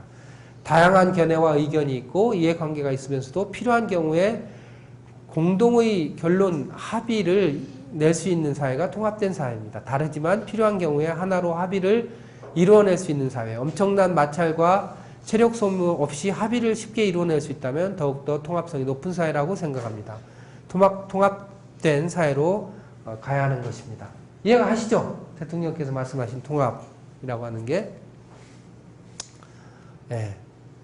그래서 이제 그런가 하면 정당 민주화를 위해서 이제 1인 지배 체제 종식, 탈권위적인 리더십, 당정 분리, 책임 총리제, 당 간부 임명권 폐지, 상향식 공천제도, 이런 거 여러분들 한 번씩은 다 들어보셨을 거예요. 정당 민주화는 이 정도로 하겠습니다. 그 다음에 이제, 특히 시민사회 영역에서는 핵심적으로 특권과 반칙을 일삼는 사회 권력, 그 중에 핵심이 시장 권력과 언론 권력에 끊임없이 맞서 싸우셨죠. 그래서 노무현 대통령께서는 이런 사회 권력을 민주적 통제 아래 두어야 된다고 보신 겁니다. 그러니까 국민 위에 있어서는 안 되고 국민 아래 있어야 된다고 본 거예요. 시장의 역할을 가볍게 생각하지는 않으셨지만 시장이 자기 목적을 위해서 국민의 권리를 박탈하는, 국민의 생존을 위협하는 시장 권력이 돼서는 안 된다고 보셨어요. 언론도 스스로 권력화돼서 오히려 국민들을 이런 사회 문제나 사회적인 관심으로부터 멀어지게 하고 스스로 권력화가 되는 것에 대해서 굉장히 많이 우려하셨죠. 그래서 그렇게 돼서는 안 되고 오히려 국민을 위해서 존재하는 시장, 언론이 돼야 된다라고 하는 관점을 유지하셨습니다. 시장의 역할이 뭐냐 하는 데 있어서 그동안 많은 논란도 있었고 역사적으로 변천도 있었지만 우리가 내릴 수 있는 결론은 시장을 주도하는 세력이 세상을 주도한다. 그것은 아마 앞으로도 거의 변하지 않을 것입니다. 이런 시장을 주도하는 사람들이 어떤 사람들이냐. 특권, 반칙, 독점, 우월적 지위 이런 기득권을 가지고 성공하고 또 앞으로도 이와 같은 기득권을 계속 주장하는 사람들 그리고 세상은 생존 원리, 생존 경쟁의 원리에 따라 돌아가는 것이고 야국강식이 세상이다. 그러므로 강자가 세상을 지배하는 것은 당연한 것이고 거기에 시민들은 소비자는 따라와야 된다. 이런 생각을 하고 있는 사람들이 만일에 시장을 주도한다면 우리 사회는 역시 그런 사회가 될 것입니다. 그러나 좀 더 다른 생각, 스스로 노력하고 연구하고 혁신하고 그래서 창의적 기술로서 시장에서 당당하게 경쟁하고 성공하는 사람들 그리고 오늘의 시장만이 아니라 내일의 시장, 오늘의 사회만이 아니라 내일의 사회에서도 계속 경쟁력을 가질 수 있는 나라 이것을 생각하는 사람들이 시장을 주도하면 그 사회는 또 달라질 것입니다. 잘 이해가 가시죠? 언론의 문제도 마찬가지예요. 그래서 대통령께서는 세력 균형을 위한 과제로 몇 가지를 말씀하셨는데 시민 참여를 확대하기 위해서 굉장히 노력하셨어요. 그래서 그때는 모든 위원회가 시민사회 멤버들이 굉장히 많았었어요. 그래서 말 그대로 거버넌스가 형성될 수 있는 기반이 만들어졌었습니다. 진보 진영을 육성하려고 노력을 많이 하셨죠. 지역 발전을 위해서 노력을 많이 하셨습니다. 지역 균형 발전을 위해서 노력을 많이 하셨죠. 그래서 혁신도시, 뭐 기업도시 그런 게 수도 이전 이런 것들이 이제 중요한 정책으로 나왔죠. 차별과 특권 철폐를 위해서 노력하셨고 소수자 보호를 위해서도 노력하셨습니다. 이런 것들이 정치적인 의미에서 보면 아까 말씀드린 것처럼 불균형을 해소하고 특권을 막음으로써 보다 더 수평된 상태에서 대화와 합의를 통해서 문제를 해결할 수 있는 사회로 가는 기반을 만들려고 했던 거죠. 그리고 그런데 이제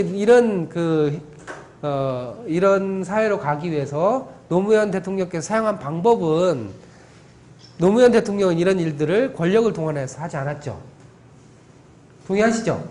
네. 내부 혁신을 주문했어요. 그 다음에 대화 소통을 통해서 이루려고 했어요.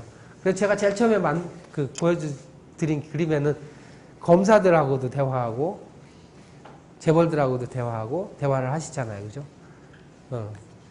스스로 권력기관과 관계를 정상화함으로써 해결하려고 노력했고요. 제도화를 통해서 혁신의 안정성을 유지하려고 노력했습니다. 노무현 대통령이 꿈꾸던 나라는 원칙과 상식, 신뢰가 사회 운영의 기본이 되는 사회. 그 다음에 주인으로 각성한 시민이 국가 권력, 정치 권력, 사회 권력을 통제하는 나라. 보수와 진보가 정책을 갖고 생산적으로 대화하고 합의하는 나라. 다양성이 존중되고 차이에 대한 관용이 이루어지는 나라. 경쟁과 대립 속에서도 사회적 합의, 통합을 이끌어내는 나라. 이런 것을 대통령께서는 꿈꾸셨다. 저는 그렇게 봅니다. 그렇지만 대통령께서 절대로 타협할 수 없었던 것은 민주주의 자체에 대한 위협 또는 위험, 특권과 반칙, 부정과 부패, 불균형과 종속은 대통령께서는 타협할 수 없었던 거죠. 뒤에는 뭐 몇 가지 사례인데요. 시간이 너무 많이 지나서 일단 여기서 마치겠습니다. 감사합니다.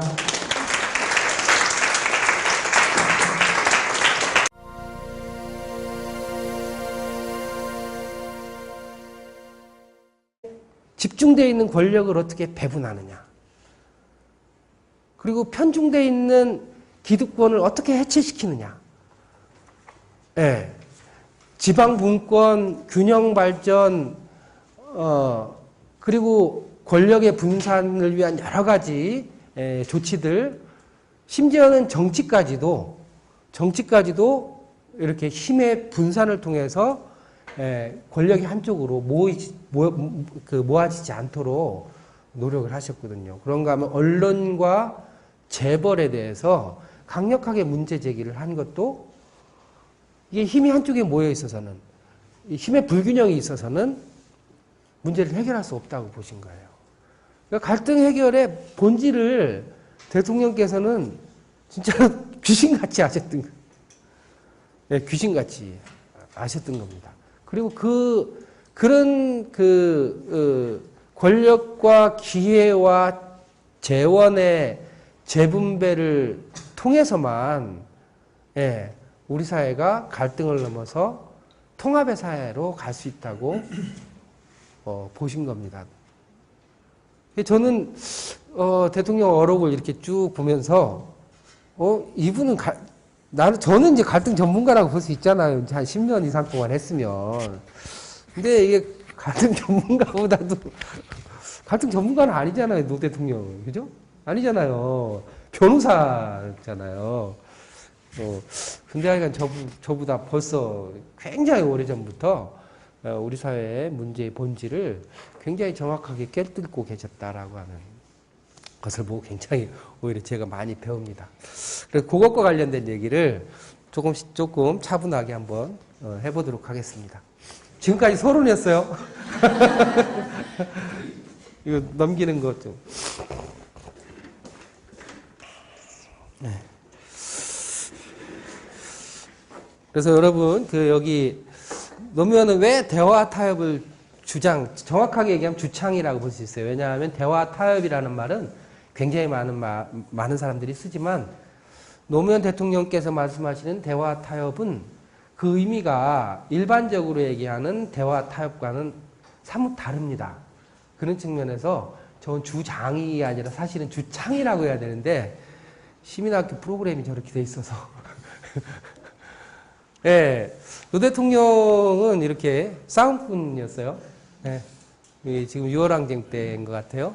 그리고 이제 불임 사건 이후에 이렇게 고초를 좀 겪으신 적도 있었고, 노동 현장에서 노동자의 권익을 위해서 열심히 노력을 하셨죠. 노무현은 확실히 싸움꾼했었죠, 그죠? 예. 그런가 하면 이제 국회의원이 돼서도 삼선개헌, 삼당 합당에 지금 반대하는 발언을 하고 계시죠. 그런가 하면 이제 대통령이 되셔가지고는 진짜로 많은 사람들하고 대화를 했어요. 어떻게 보면 노무현 대통령하고 상극, 정반대에 있었던 검사들하고 대화했었죠. 그죠? 그런가 하면 노무현 대통령하고 이전에 앙숙이었었던 이 사람 누군지 알죠? 네, 이런 사람들하고 밥도 같이 먹고 그런가 하면 얘기 안 하겠습니다. 그런가 하면은 이렇게 김정일 위원장하고도 같이 얘기를 했죠. 노무현 대통령은 이렇게 변호사 생활을 하다가 우리 사회 현실을 자각하는 계기가 있었어요. 이제 학생들에 대해서 변론을 하시면서 우리 사회의 진실을 점점점 이렇게 깨달아 가시고 그리고 그것을 이제 변론으로 그치는 것이 아니라 실제로 움직이기 시작하셨죠. 그러면서 이제 말 그대로 싸움꾼이 되신 거예요. 그래서 싸움꾼의 역사가 오래됐습니다. 적어도 1980년부터 대체로 대통령이 되시기 전까지는 주로 싸움꾼의 역할을 더 많이 하신 것 같아요. 근데 이제 그 시기는 크게 두 가지로 나눌 수 있어요. 국회의원이 되기 전에 이제 시민사회에서의 완전한 싸움꾼이 있었고, 88년에 이제 국회의원이 되시잖아요. 그 전까지 거의 한 7, 8년 이상 동안 민주화 운동가로서 투쟁의 시기가 있고, 그런가 하면 이제 국회에 1988년에 이제 처음 들어오셔가지고, 그 다음 그 국회에서 국회의원은 아니었었지만 나중에 부총재도 하시고 이제 이런저런 역할을 하시면서 국회 내에 부정과 비리 또 부도덕함과 싸우는 그런가 하면 또 한 측면으로는 바깥에서 시민단체 시민운동가로서의 싸우던 모습하고는 다르게 제도 개선을 통해서 또 싸움을 만들어가는 이런 어떻게 보면은 제도 내에서의 주어진 룰에 기반한 싸우는 과정이 있었죠. 그런가 하면 이제 대통령이 되신 다음에 한편으로는 우리 사회에 검찰이라든지 재벌이라든지 이렇게 언론이라든지 이런 기득권 세력과 끊임없이 대립하면서 또 싸움을 하시죠. 그렇지만 이제 그 싸움은 시민운동을 하셨던 그런 패턴으로 싸우는 건 아니죠, 그죠? 어떻게 보면은 나중에 말씀드린 그 제도적인 혁신을 통해서 또 국가 운영의 틀을 만들면서 이제 싸워가는 이런 과정이었었다고 볼 수 있습니다. 그런가 하면 이제 그런 변화 과정을 확인할 수 있기 때문에 굉장히 잘한 일이라고 생각을 하고, 또 하나는 오늘 이게 주제하고 관련됐는데, 이게 참여정부 또 노무현 대통령의 철학에 입각한 것이고, 그것을 이렇게 유지하고 발전시켜 가고 있다는 나름대로 이제 보람 같은 거, 그런 걸 이제 느끼고 있는 거죠. 저는 이제 아마 저는 제 계획이 한 65살까지는 좀 이게 활발하게 다닐 수 있을 때까지는 계속 갈등 현장에서 갈등을 조정하고 또 해결하고 또 사람들을 교육하고 이렇게 하는 일을 하다가 65살 넘어서서 이제 좀 다리에 좀 힘이 좀 빠질만 하다 그러면 이제 저는 다시 원래 했던 야생으로 돌아가서 곤충과 거미와 이런 것들과 함께 이제 지낼까 이렇게 생각합니다. 제 인생 계획 잘 세웠죠? 예. 근데 이제 조금 구체적인 건 좀 이따 말씀드리겠지만, 저는 이렇게 이제 시간이 지나면 지날수록, 이게 노무현 대통령께서, 실제로 하려고 했던 것이 이 갈등과 관련해서도 얼마나 중요한지라고 하는 거를 실제로 새롭게 이렇게 깨닫게 됩니다. 그 점이 어떤 점이냐면은, 여러분 TV 같은 데서 대화합시다, 소통합시다 이런 얘기 많이 들어요. 그리고 갈등 해결에는 대화와 소통이 중요하다 이런 얘기 하거든요. 그런데 그 얘기는 사실은 반은 맞고 반은 틀리거나 아니면은 속임수일 가능성이 굉장히 높아요. 그게 무슨 말씀이냐면 우리 사회의 많은 갈등은요. 생각보다 굉장히 치열합니다. 예를 들면 밀양 송전탑 같은 것도 제가 이제 거기도 굉장히 깊이 해왔는데 사람들이 인생이 걸린 문제예요. 목숨이 걸린 문제예요. 실제로 평생 모아놓은 재산이라고 하는 것이 몇 평 안 되는 땅이에요. 그 땅 위에 송전선로가 지나갑니다. 근데 그 땅 위에 송전선로가 지나가는데 실제로 현재의 제도로는 그 땅에 대해서 28% 내지 30% 정도밖에는 보상을 받을 수가 없어요. 그런데 송전선로가 지나가는 그 땅은 사실상은 쓸모가 없는 땅이 되어버리고 말아요. 지가는 30% 정도 떨어지지만 그 땅은 모든 거래가 끊깁니다. 근데 이 대개는 이제 60세 이상 먹은 분들이 그 지역에 사시거든요. 그분들은 이제 마지막 이제 노동을 하고 계신 분들이에요. 그분들이 이제 5년, 10년이 지나면 그 땅을 이용해서 남은 생을 살아가야 될 분들이거든요. 그분들한테 팔 수 없는 땅이라고 하는 것은 굉장한 위협이에요. 굉장한 위협이거든요. 그러니까 이분들이 목숨을 걸 수밖에 없는 상황이 되는 거죠. 이렇게 갈등이라고 하는 거는 사람들이 이렇게 그냥 집에서 부부싸움 하듯이 아이들하고 토닥거리면서 문제가 생기거나 하면 대화를 통해서 푸는 것처럼 얘기들 하는데 갈등은 그렇지 않아요. 많은 갈등은 진짜로 굉장히 심각합니다. 우리 사회의 정규직과 비정규직 간의 갈등, 그리고 또 밀양에서의 갈등, 또 강정에서의 갈등, 이런 것들을 한번 생각해 보세요. 그거는 본질적으로 권력과 물질의 재분배가 없으면, 또는 말 그대로 원칙과 정의에 입각한 정책이 수반되지 않으면 해결할 수 없는 굉장히 중요한 문제 그 안에 안고 있는 거예요. 그렇거든요. 근데 이제 뭐 무슨 갈등을 대화만 하면은 애인하고 오해가 생겨가지고 갈등이 생기면 그건 대화를 풀면 되겠죠. 근데 실제로 우리 사회 많은 갈등은 중요한 거는 권력의 배분에 관한 문제이고 재원의 재분배에 관한 문제입니다. 그 문제를 건들지 않고는 갈등은 본질적으로 풀리지 않아요. 정규직과 비정규직 간에 엄청난 차별을 서로 모여가지고 이렇게 커피 한 잔 마시면서 얘기를 하면 풀리나요? 풀린다고 생각해요? 놀고 있네죠. 예. 근데 왜 이렇게 왜 소통합시다 이렇게 자꾸 떠드는지 아세요? 권력과 재원에 가는 거는 구조적인 변화가 없으면 안 되는 거잖아요.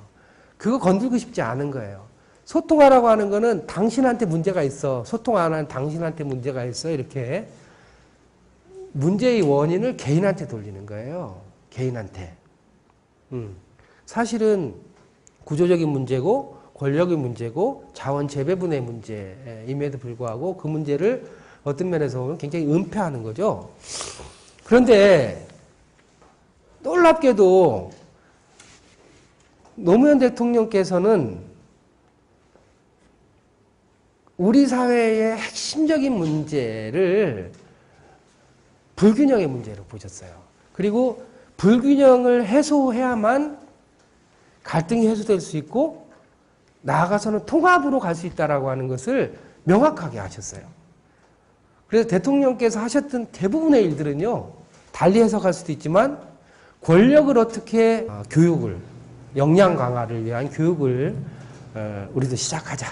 이제 그런 거. 그 다음에 세 번째는 법도 있고 또 사람도 키워도 워낙 우리 사회가 오랜 동안 이 수직 사회잖아요. 수직 사회죠, 그죠? 옛날에는 뭐 양반 상놈도 있었고, 우리 사회는 그런가 하면은 민주주의 경험이 그렇게 깊지 못하잖아요. 우리 사회 민주주의 나이를 되게 몇 살이라고 얘기해요? 언제부터라고 얘기해요? 87년 6월 항쟁으로부터 보통 얘기합니다. 근데 그렇게 해봤자 뭐, 청년도 아직 안 된 나이잖아요. 사람들이 아직 그래서 문제를, 말 그대로 대화와 토론과 타협과 합의를 통해서 해결하는 역량이 아직 잘 갖춰져 있지 않거든요. 이렇게, 그러니까 경험해보지 않은 세계를 열어가기 위해서는 가장 좋은 게 뭘까요? 가장 좋은 거는 선례를 만드는 거예요. 제대로 된 모범을 만드는 거죠. 그래서 모범을 좀 만들어라. 이게 하나하나가 이게 쉬운 과제가 아니었었어요. 근데 하여간 굉장한 사명감을 가지고 그 일을 하나하나 했습니다. 그래서 갈등 관련된 법을 만들기 위해서 팀도 구성을 해가지고 공공기관의 갈등에 관한 기본법, 갈등 관리에 관한 법, 기본법을 만들기 위해서 굉장히 많은 노력을 했고 초안을 만들어서 총리실을 통해서 국회로 상정을 했었습니다. 물론 이제 그 당시에 한나라당의 반대로 법률화되지는 못했어요. 그렇지만 이제 대통령께서 퇴임하시기 전에 이건 굉장히 중요한 거니까 법률이 아니면은 대통령령으로라도 규정을 해놔야 된다. 제정을 해놔야 된다라고 해서 지금도 공공기관의 갈등 예방 및 해결에 관한 규정이라고 해서 대통령령이 있습니다. 그 법에 의해서 지금 그나마 이렇게 갈등 관리가 조금 되고 있는 상황이다 이렇게 말씀드릴 수가 있죠. 두 번째로 이제 공무원과 공공기관에 관한 굉장히 광범위한 갈등 교육을 시작을 했어요. 그래서 제주도하고 이제 경남을 시작으로 해가지고 공무원 교육, 공공기관 교육을 굉장히 꾸준히 했습니다. 그래서 교재도 만들고 프로그램도 만들고 그래서 그거 가지고 이제 4박 5일 교육도 하고 뭐 이렇게 해가지고 교육을 쭉 진행을 했죠. 그래서 지금은요 모든 공공기관에는 다 갈등 교육이 다 있습니다. 예. 제가 이제 그 중심적인 역할을 한 사람으로서 굉장히 보람을 많이 느끼죠. 지금 이제 시민사회에서도 갈등 교육을 스스로 하는 것도 많이 생겼어요.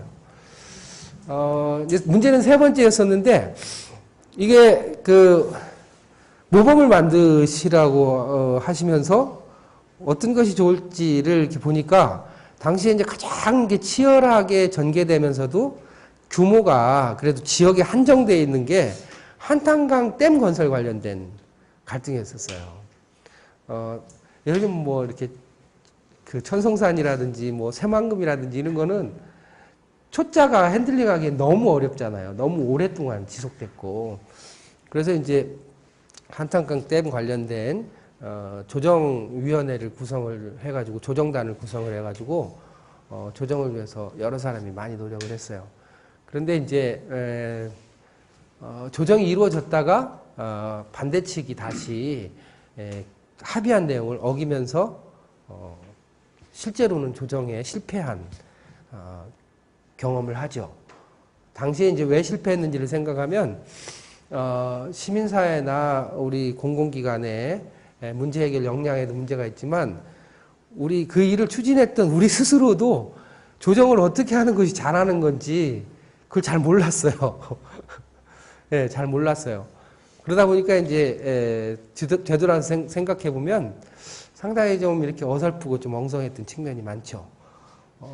그랬는데 이제 그랬던 것이 엉뚱하게 저기 시화호 오염 사건 아시죠? 시화 지역에서 한 10년 동안 굉장히 큰 갈등이 있었어요. 원래가 거기가 이제 남양만이라는 만에 썼는데 사람들이 이제 땅 욕심 때문에 거기를 이렇게 방조제로 막았어요. 막으니까 이제 안쪽에 한 2천만 평 정도의 땅이 드러났습니다. 그 땅을 이제 개발할 욕심으로 사람들이 이제 방조제를 막았죠. 그런데 뭘 예상을 못했냐면은 그걸 막으면 바다가 호수가 되는 거잖아요, 그죠? 그 호수가 되면서 그 시화호 주변에는 시화 반월공단 안산에 있는 여러 가지 이제 생활 폐기물 이런 것들이 바다로 다 그 호수로 다 들어와가지고 그 호수가 굉장히 오염될 거라는 거를 심각하게 그 예상하지 못했어요. 그래가지고 그 물이 썩기 시작했습니다. 굉장히 심각한 정도로 썩었어요. 사람이 손을 넣으면 손에 뭐가 묻을 정도로 이렇게 굉장히 오염이 됐죠. 그래서 하여간 그 문제 때문에 그 지역사회에서 아주 10년 이상 동안 갈등이 굉장히 심각하게 전개됐어요. 구속자도 생기고 할 정도로. 그러다가 이제 그 지역에서 어떤 움직임이 2003년부터 이제 일어나기 시작하냐면 그 사업의 주무부처인 국토부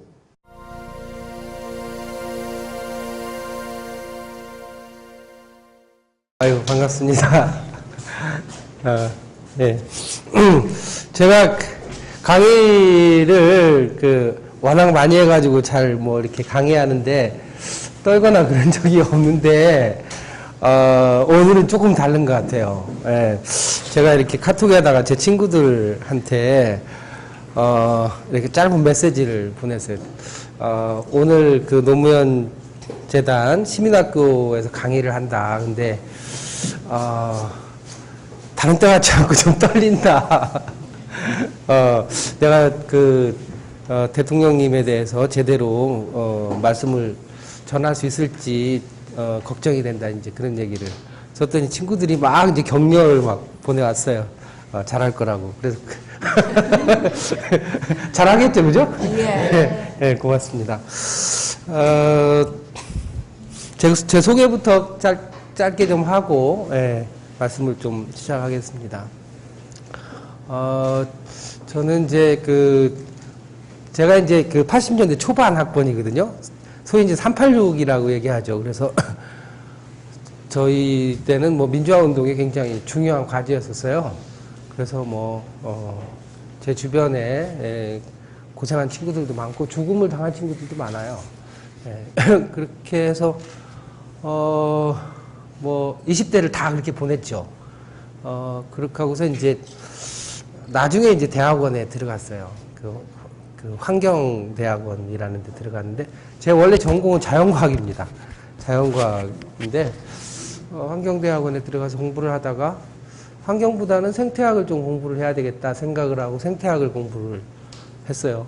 박사과정에서 이제 생태학을 공부를 했는데 생태학 중에서도 특히 이제 생태학이 여러 분야가 있습니다.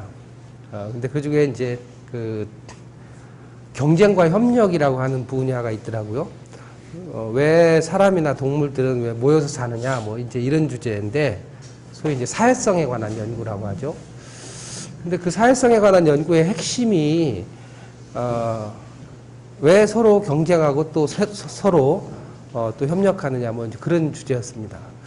그래서 이제 그 공부를 재밌게 했어요.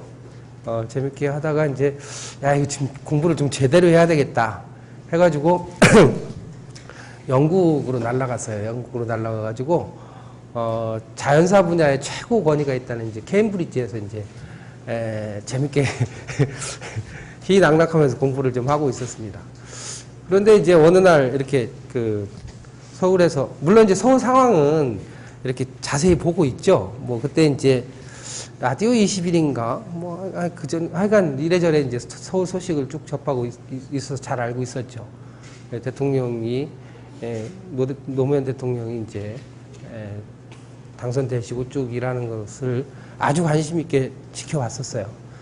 그러다가 서울에서 연락이 왔어요. 뭐 무슨 연락이 했었냐면 지금까지 이제 지속가능발전위원회라고 하는 것이 주로 환경과 관련된 일을 해왔었는데 그게 이제 그 김대중 대통령 계실 때 이제 만든 거잖아요. 그런데 이제 우리 사회 갈등이 너무 많아져서 이 기능을 좀 확대해가지고 갈등 관리를 좀 해야 되겠다. 그런데 이 일을 딱 맡아가지고 할 만한 사람이 별로 없는데 네가 관심 있느냐 뭐 이런 내용이었었어요. 근데 이제 당시에 이제 진짜 갈등이 많았죠. 2003년 초부터 뭐 그동안에 이렇게 좀 잠재되어 있던 갈등이 아주 폭발적으로 드러나기 시작했어요. 그래서 뭐 화물연대 파업도 일어나고 그 다음에 잘 아시는 것처럼 부안방패장 사태도 일어나고 그 다음에 천성산 지울스님 사태도 그 전부터 있었는데 아주 굉장히 가파르게 증가하고 있었고 그 다음에 또 이 서울에서는 사패산 그 터널 공사 관련해서도 환경단체하고 그 불교계를 중심으로 굉장히 이제 갈등이 거세게 일어나고 말 그대로 이제 갈등이 만발하는 상황으로 접어들고 있었어요.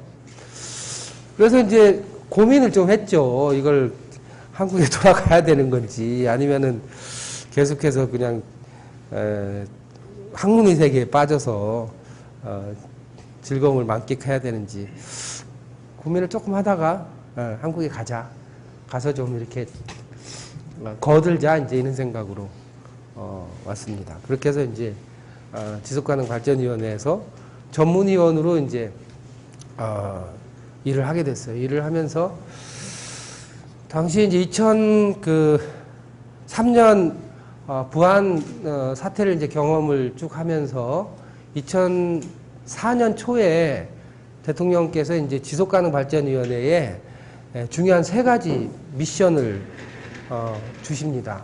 그게 뭐냐면 하나는 우리도 갈등을 제도적으로 해결하자.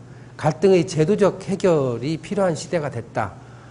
따라서 갈등 관련된 법을 만들자.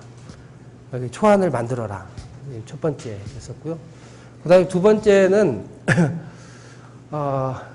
아무리 법을 잘 만들어도 그 법을 실행하는 공무원이나 공공기관이나 더 나아가서는 시민들이 이 갈등을 새롭게 인식하고 문제를 새롭게 풀어갈 줄 아는 역량을 갖추지 않으면 안 된다. 그래서 갈등과 관련된 당신은 건교부죠.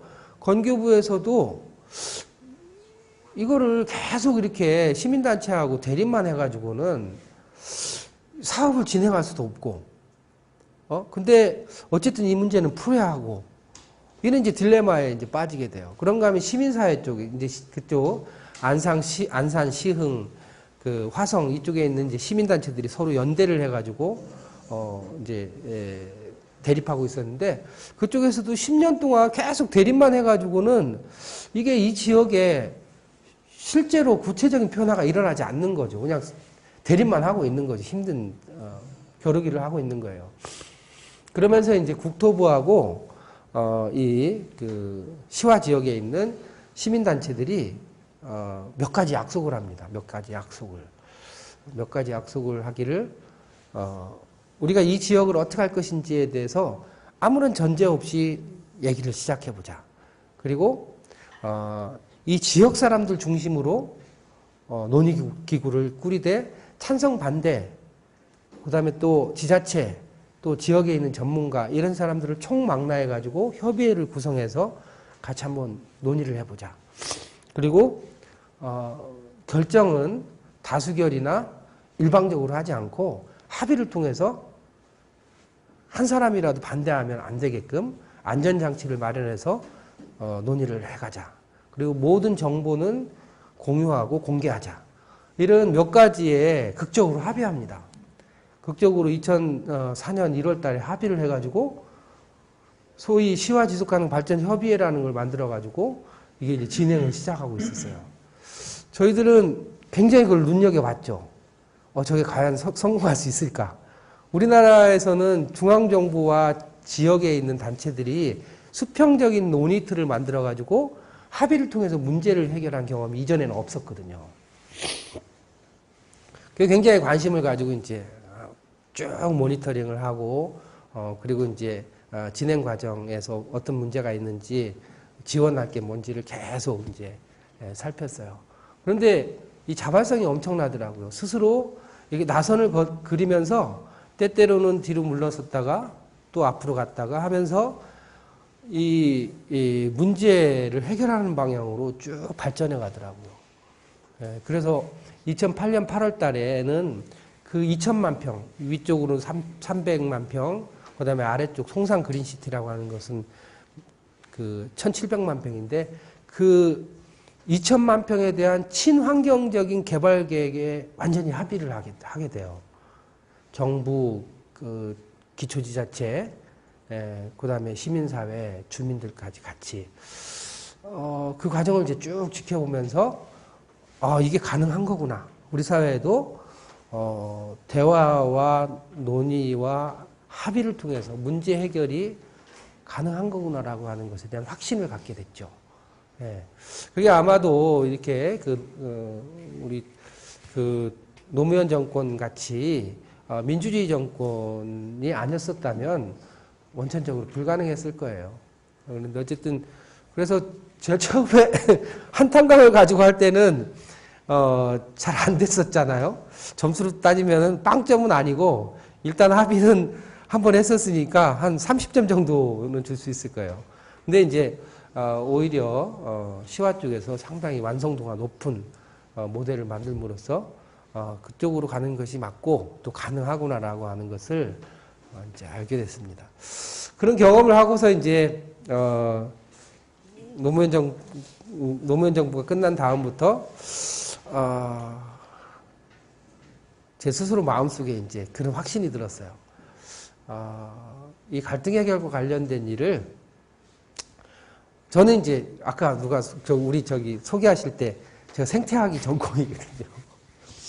이게 이제 생태학이 재밌는 학문이거든요.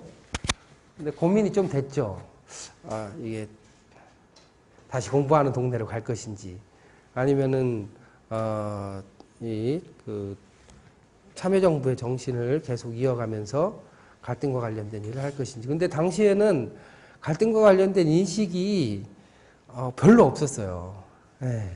그래서 갈등 해결이라고 하면 이거 약간 개량적인 것 같고 뭐 사쿠라 아냐 이런 생각도 많이 했었어요. 여러분들 중에도 그렇게 생각하는 사람들 많죠? 그런데 이게 꼭 필요하구나. 이게 민주주의 사회가 우리가 민주주의 사회가 된다면 그 민주주의를 심화시켜가는 데 있어서는 그 내부에서 일어나는 생각의 차이, 이해관계의 차이를 디테일하게, 세밀하게 조정하고 해결해 가는 것이 민주주의를 심화시키는데 굉장히 중요한 과제구나라는 걸 이제 저는 몇 년간의 경험을 통해서 이제 저 스스로 깨달았죠. 그리고서 이제 나 혼자라도 해야 되겠다. 그래서 이제 사회갈등연구소를 만들었습니다. 그래가지고 하다 보니까 이제 지금까지 왔어요. 거의 10년 이제 조금 안 됐는데 잘했다고 생각해요. 생태학으로 갔으면은 갈등 현장에서 험한 꼴은 별로 안 봤겠죠. 갈등 현장은 항상 험하거든요. 두드러 맞은 적은 없었는데 두드러 맞을 뻔한 적은 여러 번 있었어요. 근데 두 가지 면에서 이렇게 참 잘했다라는 생각이 드는데 하나는 우리 사회에 꼭 필요한 일이고 제가 현장에서